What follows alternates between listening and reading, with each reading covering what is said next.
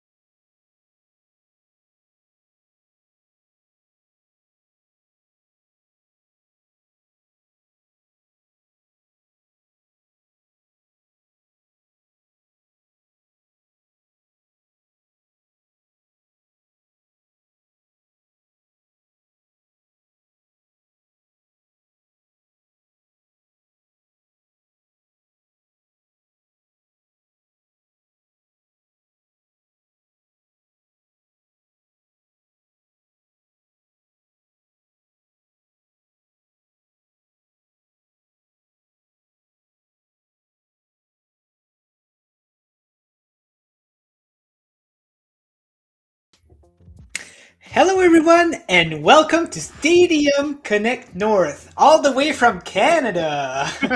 The show where it's a community-driven show where we talk about Stadia news and other community events. Today we have a special guest with us. His name is Bjorn, aka DadPlaysGames. Yeah. Oh, that way. How are you doing, Bjorn? I think you're on mute. I've done that plenty of times, right? Oh yeah, we all do it, or maybe it's something with his mic. But meanwhile, because in the pre-show we could hear him fine. Yeah, there was no issues. It's always like that, right? When you go live, there's this one issue. Always. But well, he fixes that. John, what have you been doing lately? How are you? And what's been happening? Doing good. We got here in Toronto. Yesterday it started out with rain, rain. It changed to freezing rain, and then we got snow from late yesterday to early this morning. So the roads and things were very icy and snow covered and whatnot. So it was quite an adventure today. But other than that, just chilling, relaxing, playing some games, maybe some Dynasty Warriors, cool. Some cool things. We also got My Hero 1 Justice 2, played a little bit of that as well. So just the been new games, just been relaxing and playing those and looking forward to the weekend here. Nice. So Bjorn, does it work now? Yeah, I think so now. I think my there we go. We awesome. can hear you. All right. So I think I think it's kind of cutting on you. Is it? No, is it still? Oh no, it's good now. All good. Yeah. No, I moved my mic like a centimeter, and it decided to disconnect the cable. Oh wow! Oh boy, that's fun. I need to change that cable, but that's for another topic for another day. Oh yeah, for sure. So yeah, what have you been playing lately? How are you doing? Honest, I'm doing good. Finally the weekend, and I've had a week where I worked Tuesday and Friday. Okay, that's it. Wow. I had to stay home with the sick kids in the middle of the week, and Monday I had taken off to celebrate my 6-year-old's birthday. So yeah, I'm surprisingly well rested after a week of working because I've not worked much. That's good because you've got a long night with us, staying with us. And, no worries. I mean, it's just like 10:30 here. It's not okay. Yeah, it's not too bad, I guess. But I won't Friday get to night. bed. Yeah, I don't get to bed before 1 o'clock anyway. So. Oh, there you go. So yeah, super, and then I get up at 6 well because I have kids. So. Yeah. Sleep is underrated. It's overrated. I agree. Yeah. So on my end, I've been doing well. A lot windy here, a lot of rain. It's some weird weathers, I think, all around the world. So not here. Yeah. Exactly. Oh, no, No, there. no, You lucky no, we shot. there. You lucky shot. Slight breeze and some sunshine throughout all of today. Yeah. But I'm guessing Let's all meet tomorrow over there. the storm hits. I know our friend, our friends in the UK have got a pretty bad storm. I think I Yeah. saw it said it's like the worst in 30 years. So hopefully Yeah, everyone there it's stays I saw some safe video. Yeah. I think Yeah. Duncan shared a video from Heathrow where like a plane was wobbling as it came coming down. I was like, yeah, glad I'm not on that that one. Yeah. Yeah, exactly. Get out of here. Yeah, I agree. Yeah, that Oh will my give you gosh. nightmares for weeks. Yeah, I Yeah. can imagine. So today we've decided to put to ask Bjorn to come on our show because he has a special event, and it's 12-hour streams to support some good causes. So Bjorn, I'm gonna let you go ahead and talk about it, and maybe give us some details on this juicy event that you're doing. Yeah, so 12 hours on Saturday next week, so not tomorrow. And I'm basically just gonna stream strategy games for 12 hours straight because that's something you do on a Saturday. And it's a charity event, so I'll be raising some money for the Tim Berling Foundation. And they do a lot of work for mental health organizations around the world, especially in Sweden, but also globally, and support them financially and also in other ways. And they also support mental health research, which is also very important. And for those who don't know, Tim Berling is the artist Avicii. So when Avicii took his life a few years ago, his parents set that up. Oh, okay. And and since my sister took her life last year, on Wednesday, it's one year since she did that. Wow. It's a topic close to my heart. So I'll be raising some money for mental health and hopefully helping people get the help they need in the end. Yeah, definitely. The first time that you told that story, it broke my heart, and I think I sent you a big message on Cloud Gaming Dads at Discord. Yeah. I don't think he's on Discord anymore, but he had a very important channel on there for mental health, and it was nice to reach out people. Yeah, it was good. It's good to have that safe space for everyone, I think. So. Yeah, Exactly. Mental health is increasingly important. I think I saw some statistics that, last year alone, or maybe it was 2 years ago. From that, the stats was from I think was close to the equivalent of seven school classes of kids. So like 250 teenagers and young adults took their life in Sweden. And Sweden is a nation of what 10 million people. So that's just here, and I'm thinking. I mean, the number in the UK and the US is obviously in Canada is obviously way higher, and that statistic is just going the wrong way. It's going up. It's rising. So it's a pressing matter, and especially among younger people. Yes, it's very important, and I'm just gonna say something about it. So I know some people who the hardest thing to do when you do have suicidal thought is to admit it or tell people. Yeah. And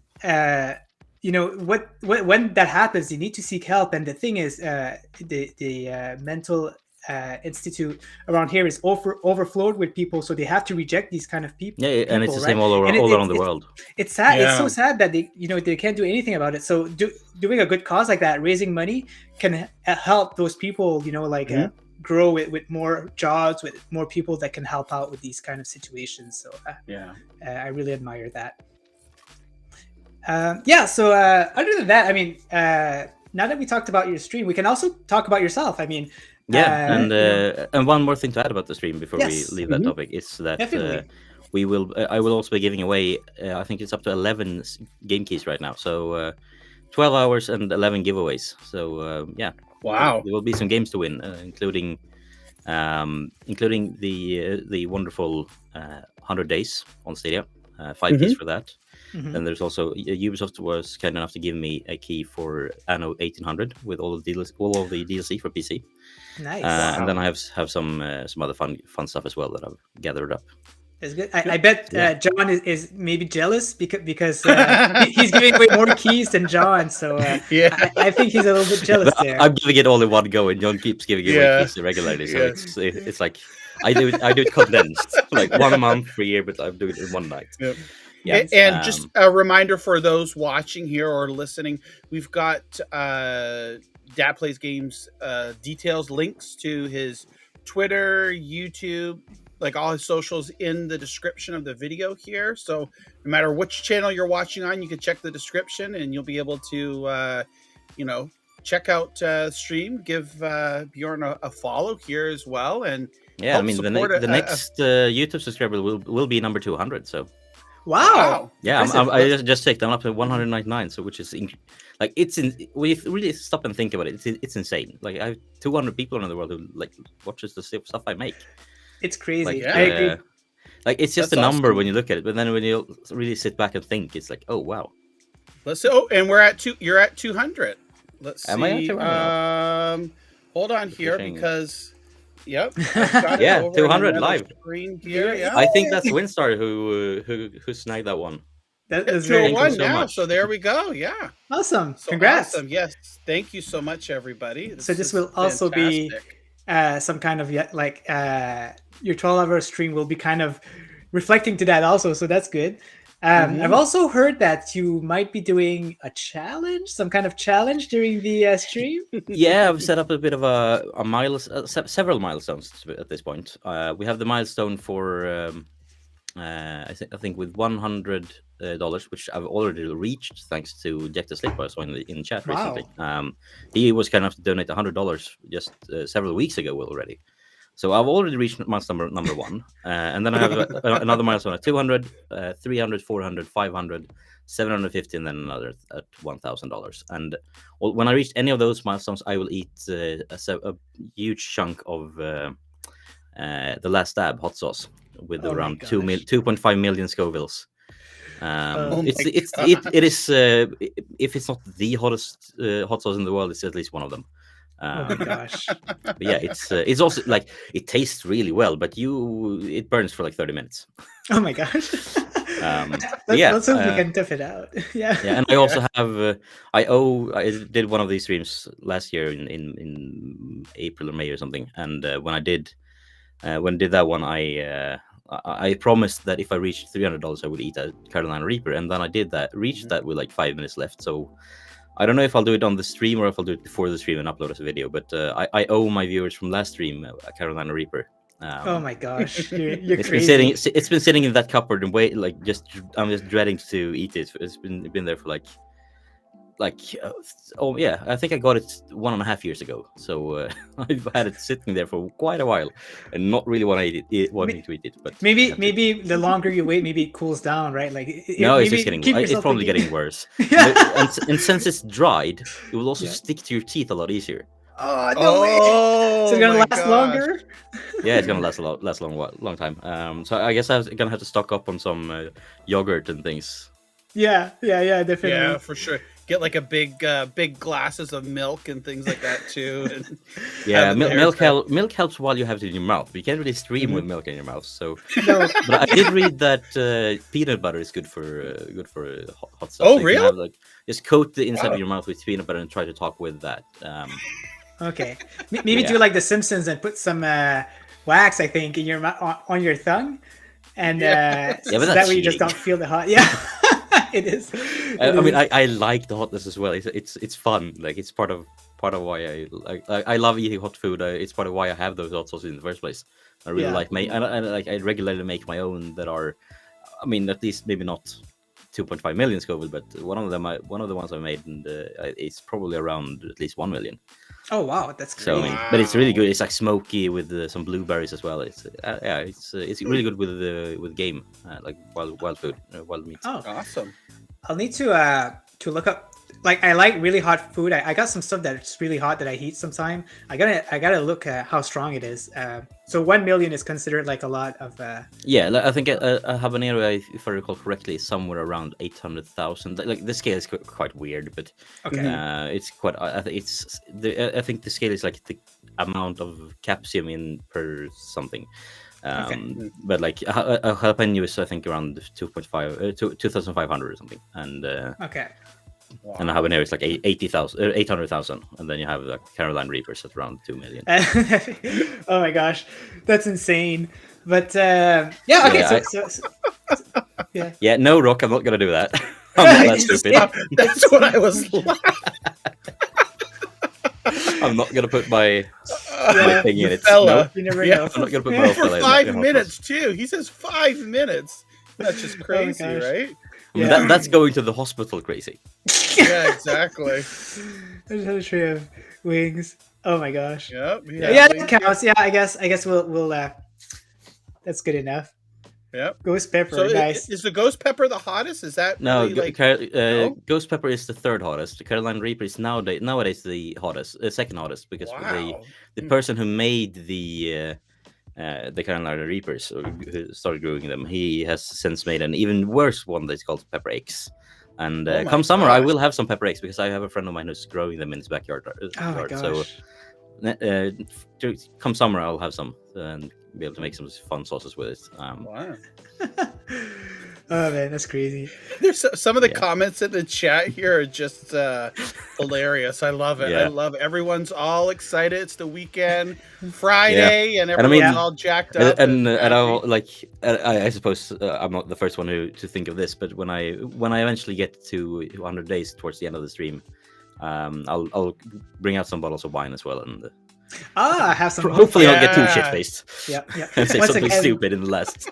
Once Lasted again with 2 Cloud hours. Gaming Dad, you had a stream with Cloud Gaming Dad, and that was pretty fun too. You had like a couple of drinks over there, and Yeah, you I guys had, had some I had, fun. and I think when I did some streams with when I first streamed Baldur's Gate 3. I also like stocked up with I think I had 3 Belgian beers because it was made by a Belgian team. Oh my gosh. But yeah, It never stops. Oh my gosh. So yeah, we're gonna go to the news pretty soon. But first of Yeah. all, so we talk about a little bit about you, Bjorn. But for the people who doesn't know you, we just have a few questions, to talk about who you are, and if people are interested in what you do. So Yeah. if you want to tell us who you are, Cloud Gaming Dad, how you got that nickname, some of your favorite games you've played, and yeah. I think I chose a name when a couple of friends of mine thought saying, hey, you should try streaming, and I was like, yeah, sure, I can try streaming, but I don't know which game it should be. They were like, and at that point I just got my first kid, and they were like, and then they gifted me a game called Diaper Dash, and it's probably a game that no one has ever heard of, and it's a game no one should ever hear of because it sucks. Oh, okay. It's so bad. Diaper Dash. And it's like one of those, like, you just run between tasks and like you try to keep it up. But the thing is, every like 5 levels they reset your progress. So like you get some unlocks every now and then it's like, you now have a new office, a Oh my new kindergarten to take care of, and you lose everything. It's like, seriously? But yeah, so that and like when I was gonna set that up, I was like, yeah, but I considering I'm gonna play a game called Diaper Dash, and I'm a new, and at that point I had just becoming a dad. I was like, yeah, Dad plays games, and then I just decided to stick with it, and ever since. That's so, awesome. so yeah, and then I like initially I had some idea that I would try only do like gaming videos, but with a parent angle, so like a review of a game, but not a review of the game how it is to play, but a review of the game how it is to play with your child, or for a child to play.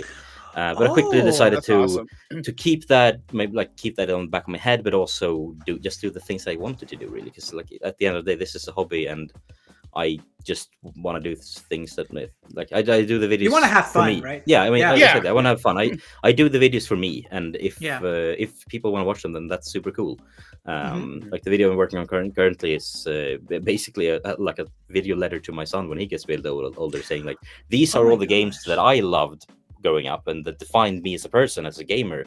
That's awesome. And I would love it if you would play them with me, but you probably don't want to do that because like there's 10,000 games coming out every year. So instead I made them like a 10-minute video with it. So I'm doing that one, editing that one currently. Hoping to have it out sometime next week. But that video is technically for him, but hopefully someone else will find it fun to watch as well. So that's what I tried to do. Like gaming in general, some parental angle in there when I can fit it in, and then just having fun. And since I play on Stadia 90% of the time anyway, that's what most of my content end up usually being about. Speaking of Stadia, so what did you make you start Stadia? Are you a founder? Like, did you start from the beginning? Okay. I saw rumblings of like this Project Stream thing, and I was very disappointed to see that it was only in the US. And then I like debated trying to VPN my way in, but I didn't really have the time to figure that out. And then when I saw the GDC stream, GDC, I think I saw it like an hour after it had aired or something, because I think I was putting my kids to bed when it aired. And then I saw that, I was like, oh my god, this is everything I need. I want because I don't have time to wait for. Like, whenever I would start up my PlayStation at that time, it would be like, yeah, first you gotta do a system update for 20 minutes, and then you gotta do and it's not because my speeds were slow, it's because Sony's servers were slow. The servers, right? Yeah, they're the problem. They need to fix that. Yeah. And then it was like, yeah, and so now it's updated. Now we're gonna start The Witcher to finally get somewhere in The Witcher. And it was like, yeah, and that's first you gotta patch it for 10 minutes, and then you can start load for 5 minutes, and then you're finally in the game, and like, yeah, and now I gotta go to bed in 20 minutes. So Yeah. like the idea of like I'm just getting to skip all of that and just finally getting to the game, that really spoke to me. And also I realized at that point, like I can't really I have 2 kids now, and I can't really justify spending a lot of money on a new hardware, even though I would love it. I regularly go on websites and like find this gaming laptop that's perfect for me, and like, yeah, and maybe I can afford it in a few years. Yeah. And then I just Oh man, I'm so happy. like I do that all the time, and like I would love a PlayStation 5, but I also like I have a PS4, I have Stadia. I don't really need one right now, although I've tried it and it's wonderful. But also, like, do I really? So yeah, I Stadia really spoke to me, and then as soon as I realized that, oh my god, it's not just launching in the US, really, for the first time, Google. I was like. I told my wife, like, honey, I'm gonna spend a bit of money now on something that I'm gonna get in November, like later this year. But I'm gonna do it because I need this, and since worth every penny, right? Yeah, I've spent probably more. I think I spent more on games in the last 2 years than I have like 5 years prior to that. But apart from that aspect, like, I have a big backlog now. Yeah. So. That's really nice. That's really interesting. I like the way you're thinking about your game, and how you got switched to it. And I agree with you. Like I've been like a big gamer all my life, and when I switched to Stadia, the accessibility of it was so impressive. That I had to switch. There was no reason. Plus, the PS5 was hard to get at the time, and it just made sense to switch at that time. So. Yeah, that's good, and it's so like easy to just pick it up and play it, and especially with kids, right? So yeah, and I think I spent like in the Stadia's first year because I tried it. I tried Destiny the first day because everyone did, and then I was like, yeah, this works. This really works. Yeah. And I was like, okay, so I know I'm gonna use this a lot, and I had at that point I think Assassin's Creed Unity was the last one I really played, and I only played that for like 5-6 hours because I was playing on the lowest graphical settings because my PC couldn't handle anything better. Oh my gosh! So I decided to, okay, it's let's see what Assassin's Creed is all about these days, because I haven't played that in a while, and and jumped into Odyssey on that launch sale, and then I just played for. I don't know how. I think I've played 200 hours in the first year. Oh my god! Like, 200 hours for me is more than I had played in like the 3 years prior. In total. Yeah. The was just one phase. Game. Yeah. I mean, Odyssey. Yeah. I love Odyssey. It was Odyssey is honestly. I prefer Odyssey over Valhalla now in hindsight. While I was playing Valhalla, I was like, yeah, this is. I think I like this better. But then I sat back and thought about it. I was like, no, do I really like it better? No, I don't. That's funny. Awesome. Valhalla, like, there's been good reviews, but you're not the first person who tells me that they enjoyed Odyssey a lot more. Maybe it's the burn. Maybe like it's just too much of the same, right? Yeah, I mean, Valhalla has this problem where it's like I think it's like something like 17 chapters, and chapters 5 through 15 is just filler. Oh man, and it's mandatory filler. And Odyssey had its fair share of filler. Don't get me wrong. Yeah. But Odyssey at least had filler that was, you could skip most of it, like rush through it. But also like Valhalla has, like I came into Valhalla because I think I finished Odyssey like 2 weeks before Valhalla dropped. So I went Okay. straight in, which was not the best of ideas, maybe in hindsight, Yeah. because I was a bit, I was already a bit Burned out, burned out yeah, on yeah. Assassin's Creed. But still, I pushed through Valhalla in 6 months, which for me is fast. Okay, yeah, that's Yeah, good. That's yeah. good. Like, Well, I mean, it's a lot of content there. So yeah, it Yeah. really is. Yeah, Like, Exactly. All right. Well, hey, thanks for telling us, Yeah, about no worries, yourself, like- how about this, how it works out, and everything. And now let's jump to the news, John. If you're Yeah, there's if you're Well, some, open right? that. before we jump to the news here, I was going Yeah. to say, if anybody in the chat has a question, I saw Vivi earlier had a question. Vivi, let me see if I can find that. Hold on a second here. Oh, here it is. There's a lot of good dad jokes in chat, by the way. Yeah. Yes, you can. Yes, son. Ooh. Boy. No, but seriously, if gosh. anybody has any questions here, feel Yeah, free definitely. to ask. And Yeah. definitely. And I just want to say kudos to Bjorn for making content that you want to make and not making it, for anybody else. Really, and that's I've always said is do what you want to do, what makes you happy, and not to please anybody else. Because Yeah. when you start making content for others and it doesn't reach the expectation that you have, that's when you start to feel let down and you get, sad. And you often see like a lot of people that end up just quit or go another route because they're not doing what they truly love and have a passion for. They're doing it for the views, the likes, the clicks, and things like that. So Yeah, and at that point it kudos stops to being you. fun, and when it's not fun, you don't Yeah. do as good a job as you do otherwise. So Mm, Mhm. Yeah, I agree. Definitely. yeah, Rock, Yeah. good. Rock has good comment there. Rock. Yeah, be like me, make content that pleases nobody. Oh my gosh. my gosh. No, Things but, are- but also there is some truth to that. Like, if it doesn't please anyone but yourself, then at least you've done something that felt good to you and improved right, your own yeah, mental health. I mean, right, like the satisfaction starts with yourself, and then Yeah, I mean, and if it grows it makes from you feel there, better, right? I mean, if it makes you feel better, then it's good for your mental health, Mhm. and then it's a good thing to do. Yeah, takes Yeah. the minds off of things, right? Like, Yeah. it's really fun. I like it. Yeah, so it's a lot of great comments in here. Okay, so Yeah. Oh, I was gonna say. I was just gonna go say, ahead like, and- and the community, is very, very nice Mhm. to.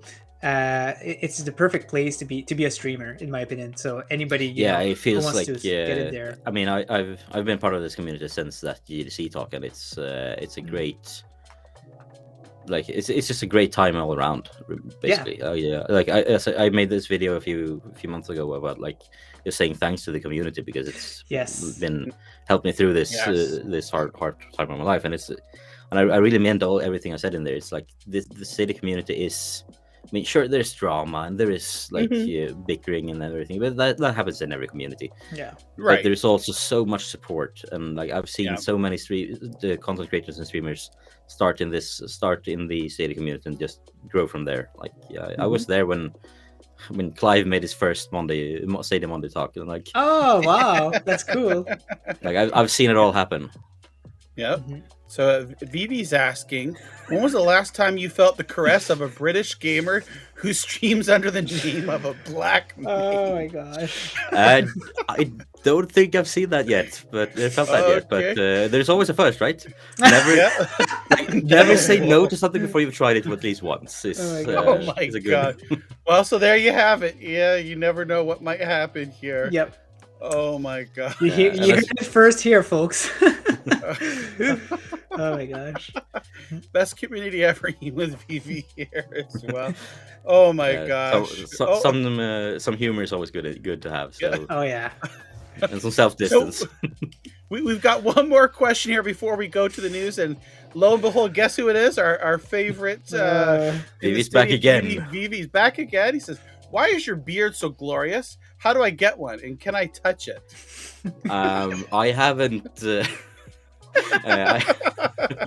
Sorry, laughing. Oh my about his gosh. next comment. But yeah. Oh my gosh. No, but I think I've been growing this beard for 5+ years at this point, and Wow. I Wow. realized that without a beard I looked like I'm like 15. So Mhm. that's not an option. Like Ha! I want to have a Yes. beard, and then I was like, yeah, if I'm gonna have a beard, I might as well grow it a full beard, and hopefully one day I can have this sort of like a Viking braid. Yeah, that'd be cool. Because Yeah. I mean, I'm from Sweden, and Sweden Right. known for the Vikings. I mean, I could probably I could pull off that look. I hope. But it's it's a bit of a stretch to get there. I can maybe get a small like this. So it doesn't. Oh, there you go. Yeah, you could put a elastic. Yeah, around it needs to be that there. twice the length before. So another 5 years. So yeah, that's the trick. Yeah. Just keep don't cut it, and just Keep keep going. it growing. Mhm. Oh. And So- if you come over to Sweden, you can touch it. Have a nice So- trip. Yeah, so we have another question here from Fletch is asking, what's your most anticipated game coming to Stadia, which we know of? Definitely Sky Climbers. Oh, Sky Climbers. Yeah. Sky Climbers. sure. Okay. Yeah, I'm eagerly awaiting my Akane plushie here. It's the one that's shipping later than the others because it took a bit. Oh, of okay, time, yeah. but Yeah. yeah, The wolf. I'm like it fits all of my all of the things that I like about the different genres. I love city building. Like when most of the times I spent in Age of Empires 2 wasn't actually spent fighting my enemies. It was spent building nice cities. And I love everyone loves Pokemon, right? Mhm. And Yeah, also sure. Minecraft and Valheim has been great experiences with friends. So combining all of that into one, I was like, yeah, sure, of course. Mhm. Yeah, the best games is when they let you do what you want to do, right? Like no Yeah. no And pressure on anything. Yeah, my son got Pokemon Arceus for his birthday, and I just looking at that, it was like, this doesn't it tries to do something new with the Pokemon genre, which I like them doing, but it's done it's so half-assed. I don't want to play it. I just look at it and you barely put in any effort, and you have so much money from your anime and merch. You could have pulled off Sky Climbers years ago, but didn't. Yeah. So yeah, I'm Yeah. happily supporting Sky Climbers. Awesome. So Sure, yeah. hoping I think I have two Stadia alpha keys waiting when it launches. So Oh, perfect. Awesome. Yeah. Yep. looking forward So to Metal Wolf- doing that. Metal Wolf is saying here, he says he thinks his beard rivals yours, and Vivi I says mean, we should have a beard I'm up- off. Yeah. I'm up for a beard We're off. gonna have to have Yep. a beard off. I don't Yeah. know if Metal Wolf, if you're Tweet me able to tweet me a no, picture. if he's able to come on now, if he Even wants to, better. or during the show, send send because I'll be doing the news here. Send Ninja a DM on Twitter, I'll do it right and now. we'll get you a link, and we can have an official Stadia beard off here with a battle of the beards. If not I today, like that then name. maybe in the future, right? Yeah, I like that name, Battle of the Beards. Battle of the Beards. Oh There my you go. god. And one last comment here before I go. Rock says his beard rivals his 8-year-old nephew. Oh my gosh. Yeah. Okay, so let's we're gonna move on here. Maybe we can revisit this here at the end of the show, but we're gonna go ahead and move on a little bit to some of the news here. And I'll get that up and running. So the first thing that we want to talk about here is we got 2 new games Stadia this week. My Heroes 1 Justice 2. I streamed that and it was fantastic. Had a fun time. I played with Mr. Bayram Plays Paul, and we were the first 2 people to have a ranked match and be on the leaderboards on the Stadia version of the game in the world. So he was number Nice. 1 and I was number 2. So that was Oh, a little bit of Stadia history, yeah. But it was fun. It was really fun. And then Dynasty Warriors 9. I know Fletch has been playing the heck out of this one. So that's here on Stadia from Koei Tecmo. And we also got a chorus demo. So I believe it's a 30-minute demo. Or maybe it's the first couple of missions. I can't remember. I know over in Discord there was some discussion about it.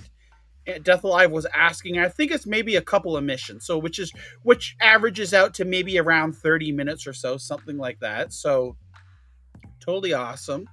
And let's now move over here. I'll get that closed. And we also have it's live now. Jackbox Party Pack 7 free weekend. Play it now through Monday. No subscription needed. Now, I know that there was a little bit of a discrepancy here. It says play it on Stadia Pro through February 21st. No subscription needed. So I think that was just a little mistake here. Yeah, because Scooterama asked to, and I think NinjaGuy you responded as well. I don't know. It doesn't say anything there. Someone just making a smart comment. The clear thing is that you need Pro in this one. Yes. Oh, is it? Is it you do need Pro? Yeah. Okay. It seems like free play days are generally a Pro thing. It may have been one or two that hasn't been Pro, but I think most of them have been Pro. We thought that they were starting to change that a little bit. I think it's been like you said a few times since we haven't seen a one that requires Pro, but I guess it's not out of the box yet. Yeah, I think it's part of them wanting to push people into Pro, which I mean I get it. If you look at the pure financials, Pro is good for them. Yeah. So I mean that's cool. I mean it's a fantastic game. I already see like Squids was streaming it earlier today. Petter Games is talking about streaming it. I streamed it the other week, and it's loads and loads of fun. I know Granite. Yeah. My favorite one is Jackbox 4, though. 4 is your favorite? Yeah, because 4 has this survive the internet minigame where you basically you create you get a picture and then you write some what would be a good headline for this picture, for example, and then someone else has to tweak what you wrote into something horrible. So it's basically Cards Against Humanity, but with a twist, and I love that. Oh, so, nice! Oh, nice! It gets dark very quickly. Yeah, and then I can with imagine. The right friend group, that's just the best. Yeah. Well, I'm sure if Vivi was in there playing it, he would probably take it to a twist. Yeah. Okay, so here we go. And we have this. I don't know who this is. This person named NinjaGuy X. He sends out this ridiculous tweet. I just don't know. I wanted to talk about it here. He says, "I'm not sure if it's been shown before, but if it's the first time I'm seeing this, Battle Billiards is coming to Stadia this year.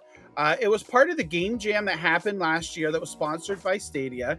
And now we've got, make sure I'm clicking on it here. We've got confirmation here. Battle Billiards is coming out this year, so stay tuned. So that's awesome to see. And it's a fun little game here. It shows 2-player. I'm hoping that this one comes to Pro so we could get the maximum visibility for this game, because it would make a perfect Pro game. You can see each of the little pool balls all has their own little personalities, and there we got hands and eyes and all that good stuff. And it looks like at least in this instance of the game here, 2 people playing on the same screen. So it would be really neat to see that Pro. So hopefully we're going to see it sometime later this year. So that's good news, and kudos to Mr. Ninja for breaking that news to us here. So a lot of people interested and happy. I'm helping out with the wiki of Reddit Stadia now, and I just had to keep the list. I just had to review everything and make sure that everything was up to date. And then I did some research for this company, and then that's when I saw it. I don't know how long it's been there. Maybe it's been there since they've made the announcement. Who knows? Yeah. But it's cool to know that we have a year and that's coming out.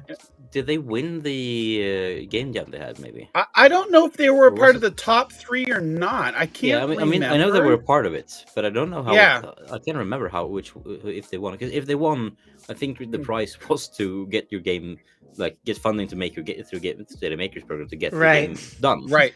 But I recall someone else won. So yeah, maybe they just picked up this one as well because it looked fun. Yeah, which it could be. Really does. Yeah, it's awesome. But there were a lot of great games at that game jam there. Yeah. Hopefully they see the light of day at some point on Stadia. Some really good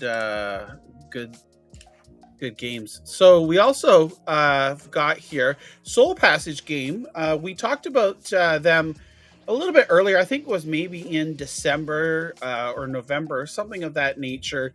They originally tweeted out about their game, and it wasn't coming to Stadia. But then, of course, as we do best here in the Stadia community, we someone picked up on it, and we all got in it. And now they're bringing their game to Stadia. The Kickstarter is going to be starting. It doesn't have a specific date, but it just says soon. So this is another neat little indie game to solve quests from the story. 4 different planets, pass the deadly puzzles, and it says you can upgrade the Obliger, something like that. So it's a Metrovania type game. It looks pretty interesting too. It reminds me of Hollow Knight. Yeah, but I haven't seen some gameplay though, so maybe I'm out of the loop. But that's what it gives me for the vibe. Is there any gameplay showing on the Kickstarter? Maybe usually. It's not out yet, right? Yeah, I don't think, since it's. Okay, yeah, it just says it just says coming soon here. Then I guess we'll see some gameplay when that launches. Yeah, I can't wait. Mm-hmm. Yep. So yeah, that's it looks like really cool. Like I really like the concept. Then again, I also don't really like Metroidvania games. I don't think it's for me. And I also I backed 4 Kickstarter projects last year, and I'm still waiting for all of them to get done. Yeah. So I think I'm gonna cool it personally with the Kickstarter, but I like anything that goes up on Kickstarter that looks cool. I fully support people supporting, because it's a great way to launch things that otherwise maybe wouldn't get launched. Yeah, like Kingdom Come Deliverance. Maybe anyone remember that? Oh my gosh, yes. Yeah, that was Kickstarter. Yeah, exactly. And a good game, really good game. So now we have another little game here that everyone may know, Cyberpunk 2077. It's what helped, I think, bring Stadia into the limelight for a lot of people here, because when the game launched, Stadia and PC were the definitive place to play this game. And through all its woes and ups and downs over the year, we're now on to patch 1.5 that is out. And it's got some pretty extensive updates here. We can take a look at the platform. They've lumped PC and Stadia into the same category here, but it tells about new weapons, additional apartments, hairdressing, mirror, the rebalance of gameplay, economy, and loot systems. Now, there's some mentions here, and I saw on Twitter people talking about it here. It says about ray traced local shadows, and it says previously added. I believe, I mean, the way I'm understanding this is there's not any ray tracing on Stadia. It's on the PC version. Yeah. And since they've lumped this together, so I kind of just think that, you know, they came back. They came back and explained that. They said that the ray trace was just for PC, and the spatial headphone audio was also just for PC. Just for PC. Okay, good. Yep. So there we go. And we've also visual quality improvements. We know that was previously added, and improved crowd reactions. So those are just a few of the updates. Like if we go down here and take a look here, this is a long list. And this isn't even everything. All the different apartments that you can have, the appearance customization, what's new at Wilson's, new poses in photo, combat AI, crowd improvements, drive models, like vehicle traffic, balance of gameplay, cyberware. I mean, this just goes on and on and on, which is good. You know, we're not complaining here. This is and awesome. I mean, you're still not even at the fix the bug with this quest part of the list, which right? Later. And and it's just like weapons, UI, quests. Yeah, now we're getting oh my gosh, massive open world. Like, can you just essay. imagine the amount of work that they've put on this? Is ridiculous. And I think, and I've kind of mentioned this before, is I think this is really where they would have liked to have launched the game at when it did come out in 2020 here, but you know, due to unforeseen circumstances and there was all also the stuff, some issues with the leadership promising a lot to shareholders and saying like, it'll be done by this time, and then it just wasn't. I think the first time they released a set a release date, I read that the developers were like, we don't even have a proof, we don't even have an alpha, and you already setting a release date a year from now. Like, no, never gonna work. So it's like if they had released in this date, it would have probably not been as bashed as it was. It feels good right now. It feels and I loved it on day one anyway. Like I think I still maintain that it's a great game. It wasn't as great as it could have been, and it seems like we're getting really close to that initial promise, but at this point in time. So hopefully they keep going.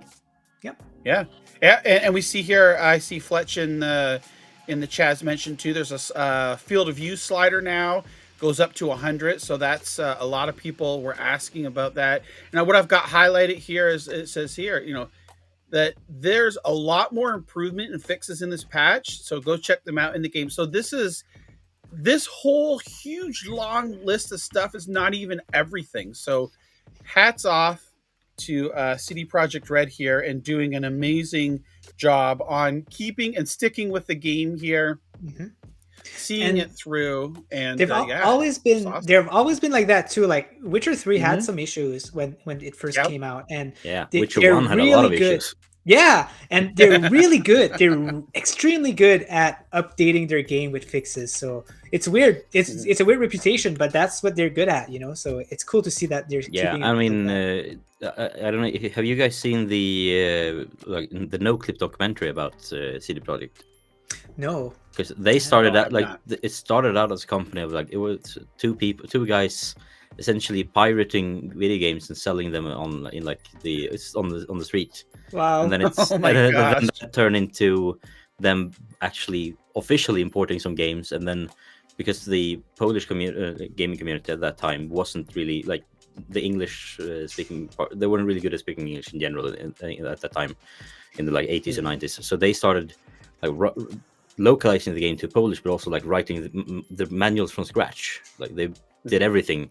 So they eventually went from pirating to publishing and localizing, and then they from there went into create. And then they started that we're gonna make our own game, and that became The Witcher 1. And I think it was in development for 7 years or something, and they didn't know what they were doing at all. Right. It's they were learning as they went along. So the story of CD Projekt it's an interesting one. It's way longer than way bigger than you can summarize this quickly. But I can really recommend watching that No Clip video. It's I think it's 5 videos of 30 minutes each or something. Yeah, I'm kind of interested. A lot of so instead of rags to riches, it's pirates to riches, right? Yeah, but at the same time, there were private radio stations in Poland apparently at the time that was sending. If you recorded the and it's press record in 5 seconds, and you have this game, and then you recorded to the audio, and then printed that into ones and zeros onto some cassette tape, and then you can play that on some console. It was that was the way things were done in Poland at the time, apparently. So So because no one no one released games in Poland anyway normally, so everything was imported and pirated. It's not a popular place. So it's the world wasn't better back then. Yeah. Anyone who says talks about the good old days, they don't know. The good old days didn't have Wi-Fi. Yeah, it's I know, right? It's right when you think about it, you think, oh yeah, well this was awesome, this was great, but then if you really think about it, you say, oh, well, okay, but you don't have these modern conveniences that we're so accustomed to now. Right, it's just there was some good things about the good old days, sure, but in hindsight, it's the world is a better place now, even though it maybe not always feel like it. Yeah. Exactly. Okay, so we're gonna move along here. Here's another question. A lot of people have been asking about Mad Streets because it was announced that it's coming to Stadia, and there's an update was delayed. And so they're saying, oh, well, I can't wait to play this on PC. Is there a timetable for it? And Mad Streets responded March 15th, 100%. And somebody in the Stadia community here, Stadia en Español, said March 15th on Stadia too. And they said, yes. So it looks like that Mad Streets is coming out. Yeah, on the 15th here. So that's good. So probably not launching on Pro then. Oh, who knows, right? Who knows? I mean, they have done it in the past, but I don't think, in general, something launching in the middle of the month is not going on Pro initially. But I'm also guessing it will go on Pro within a few months. Yeah. I feel like it might become a Pro game. I recall hearing that, at least I think was some interview with Merrick's Market. I think I heard them saying that every or maybe it was 100 days. That in the agreement there was after 6 months you can put it on Pro. Yves was saying when he came on the show. Yeah, he says look at generally look a game that's been out for 6 months, and you'll start to see them show up in Pro. So that sounds like that's kind of like what follows the, a general rule of thumb. We did see 100 Days, Murex Market, and things like that. So yeah, and then other games that never go on Pro, and some games take even longer. Like, wasn't what was the name of this? Kine, wasn't that released in like January? The first, like just a Kine was actually a launch. Yeah, it was a launch title, but that stayed off, and I was like, this is definitely coming to Pro. Yeah. And then like a year later, I was like, nah, fuck it, I'm buying it. And then like 2 months later, it came on Pro. to be precise, games don't go on Pro after 6 months, so don't see that as like a general rule of thumb. That means you can just stick around for 6 months and then buy it. But like, if it's a game that looks good, buy it and support the developers. That's all I'm saying. Yeah. Oh yeah, exactly. For sure. Yeah, definitely. And so the next thing here I want to talk about is there was the we talked about this. We actually first again found out about this Death Alive on Discord. Right, was told us a few weeks ago about the Breakpoint 2 Virtual Game Developers Summit, and we talked about it on the show as well. And I had totally forgot about it. Like, we talked about it and that was it. And then I know when we talked about it, I went ahead and registered for the event. I was accepted, and it took place a couple days ago here. And the day before, I got an email that says, don't forget about Breakpoint 2. And I'm like, Breakpoint 2, is this a new game or whatever? And I clicked on it and I was like, sounds like holy a game. Crap. Yeah, it does, right? I said, holy crap, I forgot about this. So I said, you know what? I remember that there's 2 sessions. Ryan Bartley, who's a product manager over at Stadia, he hosted his own session here, leaning into the cloud native, and also was part of a panel on game Q&A and whatnot. I streamed both sessions, and let me get it over here. Like, there was a lot of, let's get it started here, good information that we found out from Ryan here. I've got some notes that I made on it, and definitely I highly recommend it. So 45-minute video. Check it out over on my YouTube channel. I highly recommend it. It's not too technical. Like, there's enough good information in there for you to be able to understand some of the highlights. Who's talking about, like, there were 20 plus games at launch on Stadia. All the games had to go through more than 3 times, 3+ certifications. And the certification process for Stadia was super rigorous. A lot of the QA was done by people internal, or what he referred to as internal Stadians. There was just like a lot of work and all these extra things that it made it very tedious for developers, and also for Google. I specifically caught on to the fact that he's explained that it was like a lot of these basic things, like just getting your logs required command lines to be sent to remote servers, which is like, if you don't do that on a regular basis, that's not easy to learn. Like, everyone can learn it. It's not that difficult, but it's also not something that you just want to put anyone to do. It's a specialized skill that you will need to do that. So. Yeah, it's not developer friendly. Like, I know, Ninja, I know that you had made a comment in the stream there. There was something about Microsoft, like there was a program in there. Oh, you're muted. There you go. You're muted. Oh, yeah. Oh, sorry. There you go. Sorry. Okay. I guess I was playing with my lever here. But so there's what was I about to say? So yeah, everybody, like, a lot of people bashes Google for like having like a bad system for things like that, but they're not alone, because I work in development, and I work with a system called Dynamics 365 for Microsoft, and it's a cloud-based accounting system, and it's the same. It's so it's not, it should be simple, the way to make modifications and stuff, but you have to go through weird processes to make it work. And so when he explained it that way, I was like, oh my gosh, this is like exactly the same. So it's just something that's very early in the process for cloud-based things, and we're still need to see some improvement in that for sure. Yeah, and like you can see on the window here, kind of like what Dad Plays Games was talking about is, this rigorous process of going through these command lines, basically jumping through a lot of hoops, right?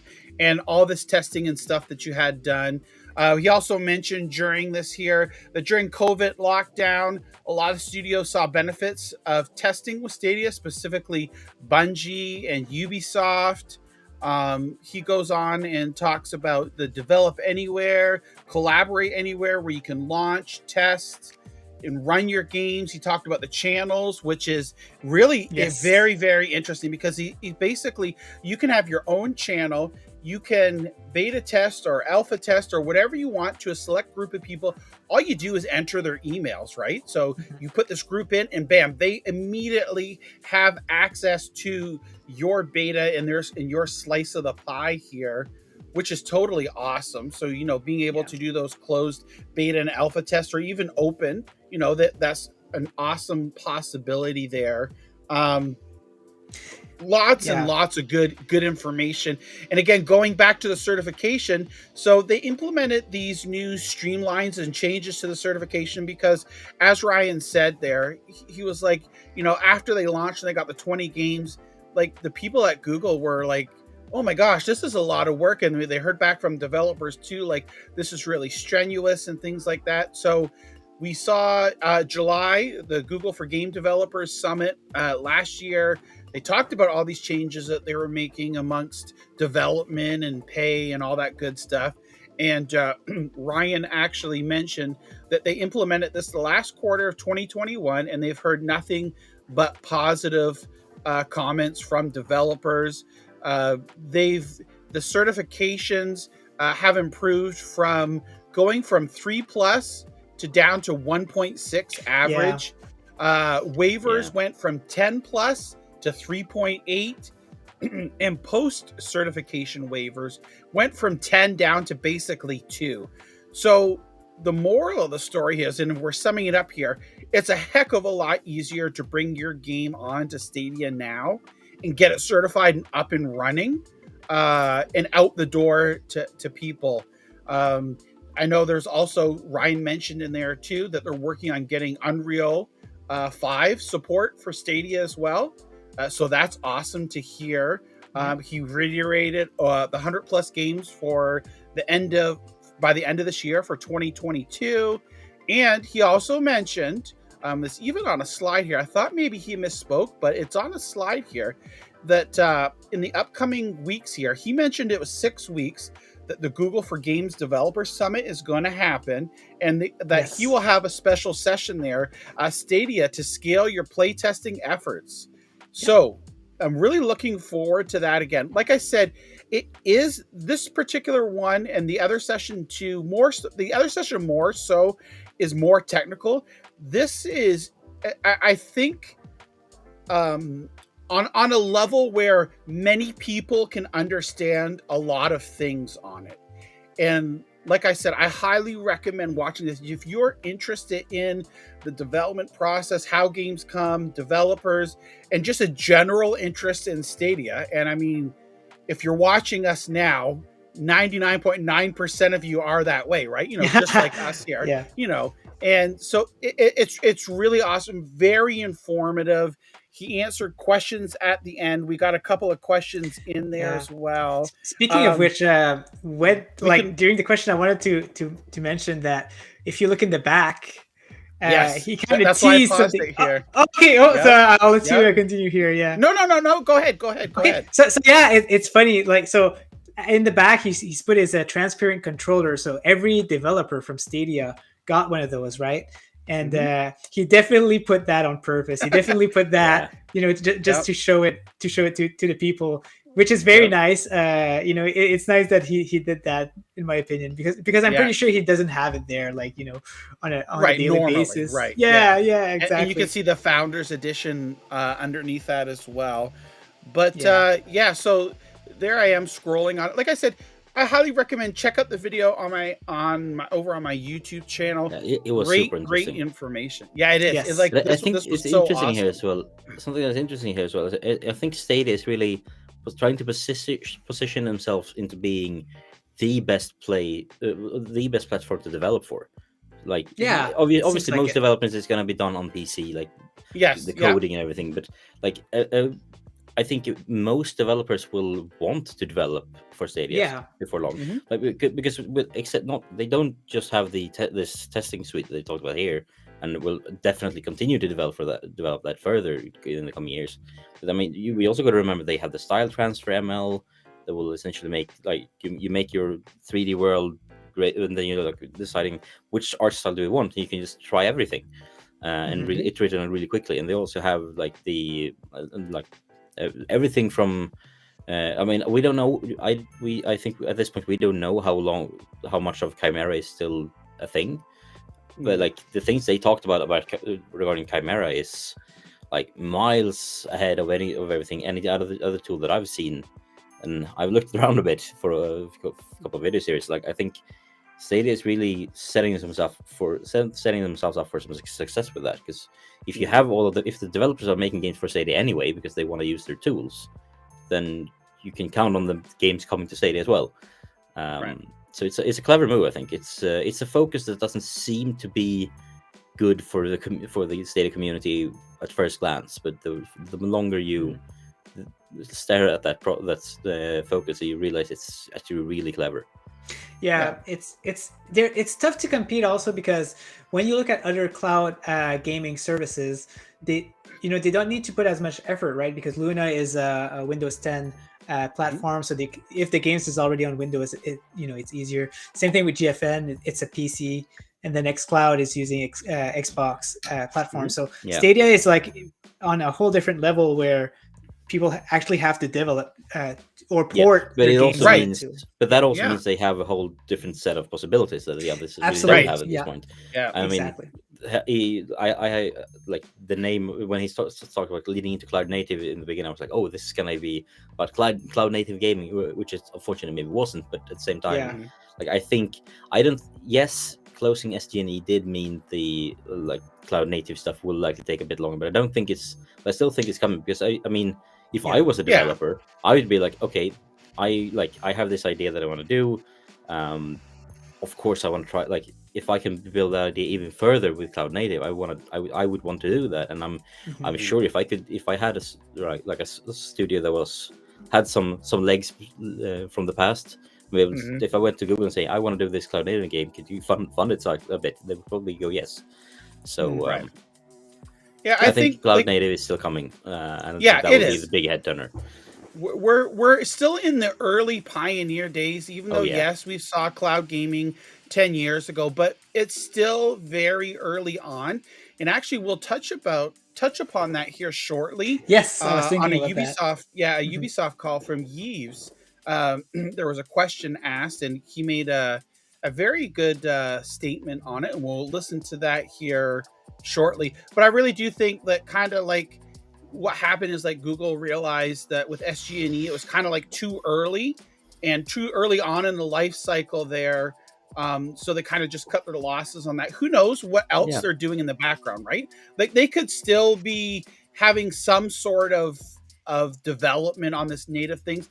Eventually it's going to come there, but that's something we'll touch upon here in a little bit. Who knows? Maybe the tech wasn't really ready for it as well. Right, exactly. Game Bus might have been just an internal alpha at that point and being like, it's something we want to do. We're gonna do it, but maybe it's not ready for developers to start building for yet. Right, which is fine. I mean, that's the way Google always do their stuff. I mean, they build release an MVP and then just keep improving it over time and hope it sticks. I love, like, if you watch Ryan here talking, he is so knowledgeable. You can see him looking up. Like I do that too, is because you're kind of like looking up into this, and it sounds so weird. Thoughts. Like you're looking up into your thoughts or your brain or things like that, right? It's like you're organizing what you want to say. He is very, very, very a super smart person, and I know someone else mentioned this in the chat earlier too, and Ryan did as well. Like he was talking about up until launch and things like that. Like he was flying around the world to different studios to help provide hands-on support and getting their games and things like that. We know that Bungie had people from Google stationed at their offices leading up into the development, right, and the release of they did, and Destiny. It's the same. Like like if you, I think most people who's fan of Stadia have probably already seen this talk from last year, where that Erin Hoffman John had, where she talked about the, where she went in depth on stuff like Game Bus and similar. I mean, she's also one of those people, like, just I can sit and listen to her for hours because she's just Erin, so knowledgeable. Like I stumbled into a Twitter thread with her where and responded to me with something that then she and Ubisoft's R&D team spun away on that Twitter thread with like discussing using reinforcement learning in for game design. It was I was just watching that Twitter thread and going like, I understand like 10% of this and I love everything. Right. Isn't that awesome? Yeah. I mean, it's like being in a room with like Einstein. It's like right. Yeah, she's like the Einstein of video games, and I just loved listening to that. That's cool. Even if you don't understand it, or there's a little bit, it's still so very interesting, and it's like just like being in. And I know this sounds super weird, but like being in the presence or being around that is just like so awe-inspiring, and like it just sends shivers down my spine sometimes. Being able to be a part of that, makes right? You, and it like makes you want to do stuff and like be like. Motivative, it's such sort of motivational thing. I think that thread probably like accelerated my desire to make like videos about cool tech even more. Like I've done 2 of those videos already when I like just dive into cool stuff that I can find on the internet about things coming into video games, like the like how Embark Studios, which unfortunately to this point to this day isn't confirmed for Stadia, but they have this free third-person shooter called Arc Raiders coming out, and like that looks like a game that, like, it's ex DICE people. There are like 200 people in that studio, and that like it looks like a game that DICE has made, and DICE is like 700 people, and they're less than 200, and they've made something looks just as good. They've done that thanks to using machine learning to do and to build tools to automate things that usually take a lot of time. For example, like if you do something called photogrammetry, you basically take an object and you take 1,000 pictures from all kinds of angles, and then you spend 5 days just stitching everything together into a 3D model. They have a software now that they've built internally that essentially is they take all the pictures like usual, and they hit the button, and 15 minutes later they have a fully functional 3D model. Like nice. And they also have another software where they basically say, this is the physics of the world you're in, this is your 3D model skeleton, get from point A to point B, figure it out. And then using machine learning, they essentially teach that model how to walk or fly or whatever. And then they have finished all the animations for their game. So they've automated the animation of like the mundane stuff. That's crazy. And I mean, that sort of tools is just like the tip of the iceberg of what's going on. And and from my understanding, like the things that are going on on the Stadia R&D side is on that level as well. It's really exciting stuff. It's part of why I'm so excited about Stadia in the first place. Like cloud opens up so many new doors. Yep. That definitely previously wasn't open.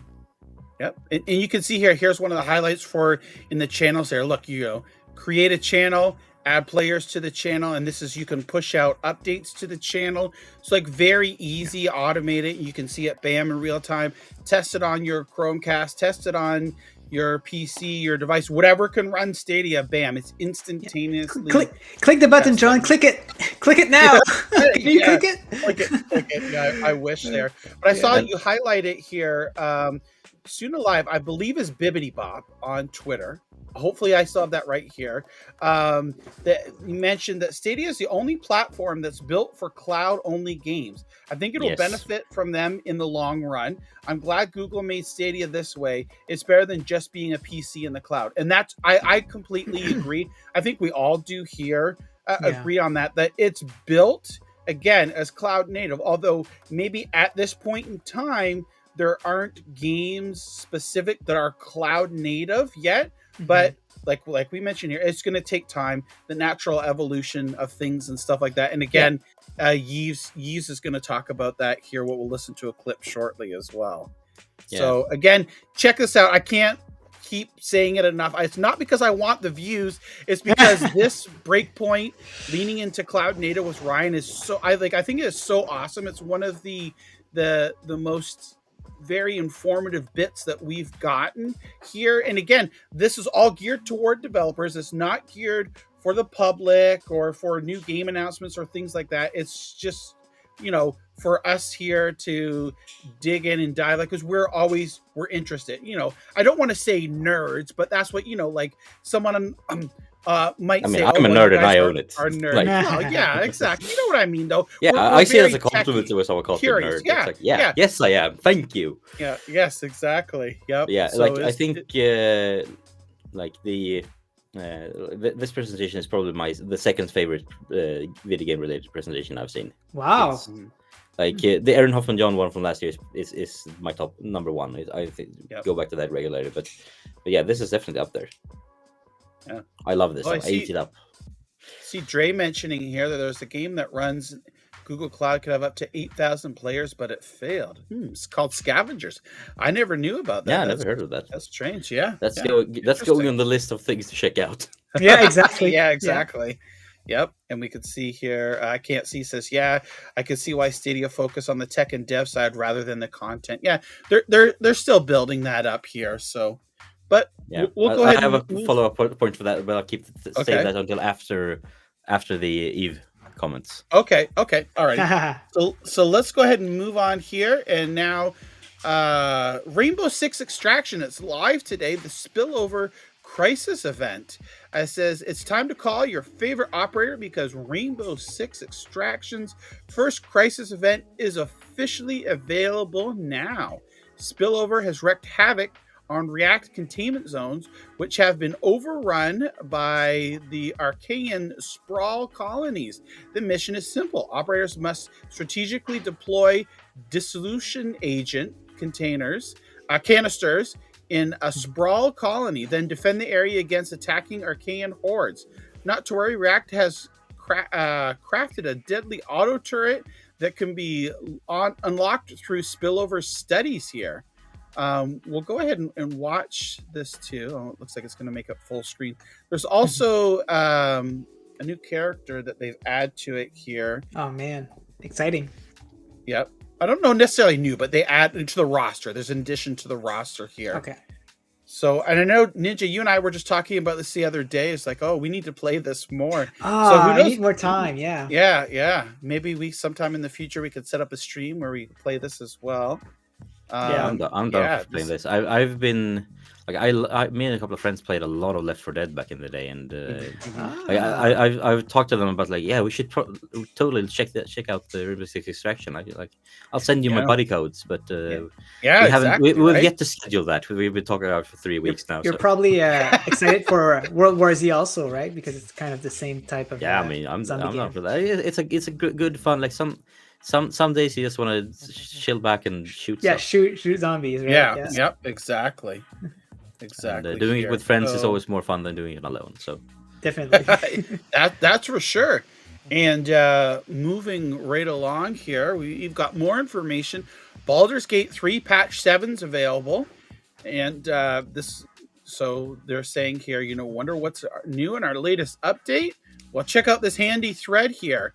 And so you can see here, I'm not going to read every single thing here, but you can check out the Baldur's Gate Twitter. It talks about the Barbarian. I know a lot of people were very, looking forward to this Barbarian. You got channel your rage and unlock devastating actions and maintain to keep those in battle perks going. We've got different buffs and perks here. Appoint a Bestial Heart to inspire you, granting different combat actions depending on the Heartland. So there's, again, patch 7 here, lots of stuff. It also was mentioned too, I think there was a question asked about, do you think we'll see the final retail release this year for it come out of early access and beta? And I think at this point they're saying they're not anticipating it yet for this year here. Yeah, and I get that. If you look at it, I think the content currently in the game is, I think, right, in terms of how the amount of levels and quests and things. Mhm. I think it's around maybe a third or a fourth of what's going to be there in the final release. So That's not they bad. obviously need more time, but Yeah. which is fine. I mean, as Rich Tree on Helix Cloud Games always says, that brings up that quote from Miyamoto that a bad game is bad forever, but a delayed game is good. Is eventually good. Something Yeah. like that. It's Yeah. like I'll happily wait for Baldur's Gate 3 forever if that's what it takes. I mean, I've waited 20 years since Baldur's Gate 2 anyway, so we can wait a few more years, right? Right. And I mean, exactly. it's a game where you can literally pick up a goblin and throw at an enemy, or like just pick up a man. frying pan that's lying on the ground and use that as a weapon. Like any game that has that sort of flexibility in what you can do, it's basically pen and paper RPGs, but Yes. I need to with buy an that. A. I need really need to It's buy so it. much fun. Yeah. I love Baldur's Gate 3, and I play a lot of pen and paper RPGs, not Mhm. D&D, but other ones with some friends, and like sometimes it takes a long time between the sessions because we're all busy adults, so can't get together as often as we would like, and Right. just having this to fall back into whenever the urge arises to play some RPGs, it's just like Baldur's Gate is amazing, and even the old ones. So if you haven't played those, go back and Yes, play them, I've 'cause played the old ones. there's Yeah, that's like why. to this Yeah. day they're still considered by a lot of people to be among the best RPG games ever made. Like Don't play it up with a there along- controller. I'm just gonna say. Yeah, don't play with a controller. Yeah. Like it's a mouse Yeah. and keyboard Right. game, definitely. Touch Yeah, for works sure. fine. There's a touch version Oh. that's okay for Android Okay, and okay. iOS. Oh yeah, I played that too. Yeah, But that's true. it's like if you haven't played Baldur's Gate and like RPGs, go back and play it because it's a staple of like it's the genre when it's at its best. Really, it's I mean, if you like The Witcher 3, this is just as good, if not better. Yeah, so you can see here lots and lots of updates. And again, just like the Cyberpunk, they're saying here, this isn't a list of everything. If you'd like to check out the full list, and they link you to on Steam, where they've got a link, all the description on everything. By the way, this is a beefy patch, and it's great that the company's allowing players to be able to partake of this development cycle. Going into it, you know what to expect.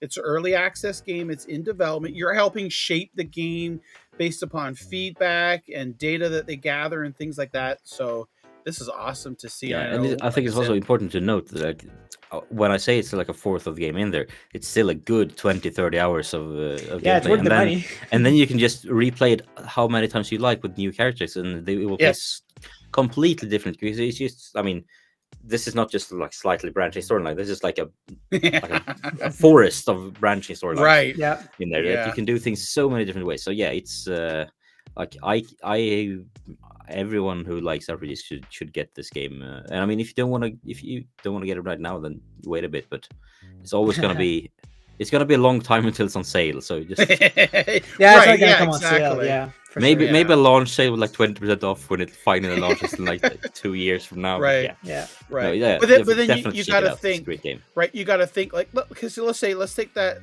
scenario. Let's just say hypothetically, it's on sale for 20% when it launches in 2 years, but then you're saving 20%. So what? $10-15, say maybe $20 at the most, being generous. You're then have missed out on those 2 years of the enjoyment and the building, and the excitement of it. So for me, the way I look at it is, if I'm really excited for a game, I'm not going to wait for a sale. I'm going to buy it when I want to play it and get that enjoyment, get that we'll call it early adopters, fee. I'll gladly pay that to be able to get that experience for rather sure. than And, like, waiting 1 or 2 Like years. let's say Stadia does one of these promos where you like buy a game for $60 or more and get a free Premier Edition. This is a perfect game for that, because I mean, if you at least just the slightest bit of interest in this game, just pick it up when there's a promo like that, and you'll have a great game to pick.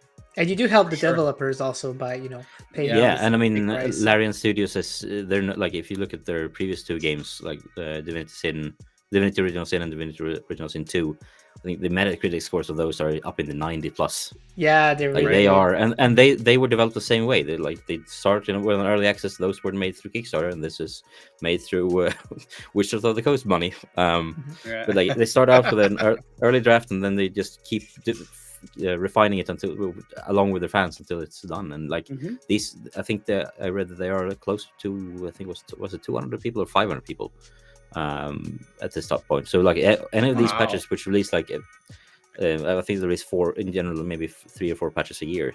Each patch is huge. Yeah, because exactly. they're a big studio now. Like they're not just some small indie team; they're a big studio. And when they make a patch every 3 months with the content, that's like you can just imagine how many man hours of work that is. It's a lot. Yeah, for sure. Okay, so we're moving along here. We're all about patches this week, right? So Farming Simulator 22 patch 1.3 and more content is coming soon. So we know that there's a patch 1.3 is coming out. It's going to be released shortly. There's a series of optimizations and fixes. Farming Simulator is niche as some people might think it is. It's actually quite a very popular game. I know it's already reached like a couple million sales across all the platforms. There's even esports. Like yeah, you kidding me? Really? Well. I saw some. I saw a clip from like the finals of the latest tournament, and I was like, "Oh my god!" It was like I barely understood anything, and I just watched like a recap. But it was exciting. Like they were like, really, like it's like do as many hay bales as possible in this set time limit. Oh my gosh! There's like 5 people in each team doing like competing and like. And then you hear the caster going like, they're stuck on the bridge. Oh no, they're stuck on the bridge. Really get one last one in. It's going. It's going. There's it with 2 seconds left on the clock. So it was amazing. Like, I get the excitement when I saw that. I was like, oh yeah, now I get it. Now I get why this is for definitely. Oh my gosh. So, and they're talking about here new content coming, vehicles and things like that in the game. So I thought, it's pretty interesting. We'll cover that. And look here, there's even they've got your segue into it. If you're new to the game, there's a Farming Simulator Academy. You can go to the tutorial. It'll help work you through and get you started with that because it can be kind of intimidating. There you go. Yeah, overalls and all, right? So grow as a player with Farming Simulator 2022. That's right.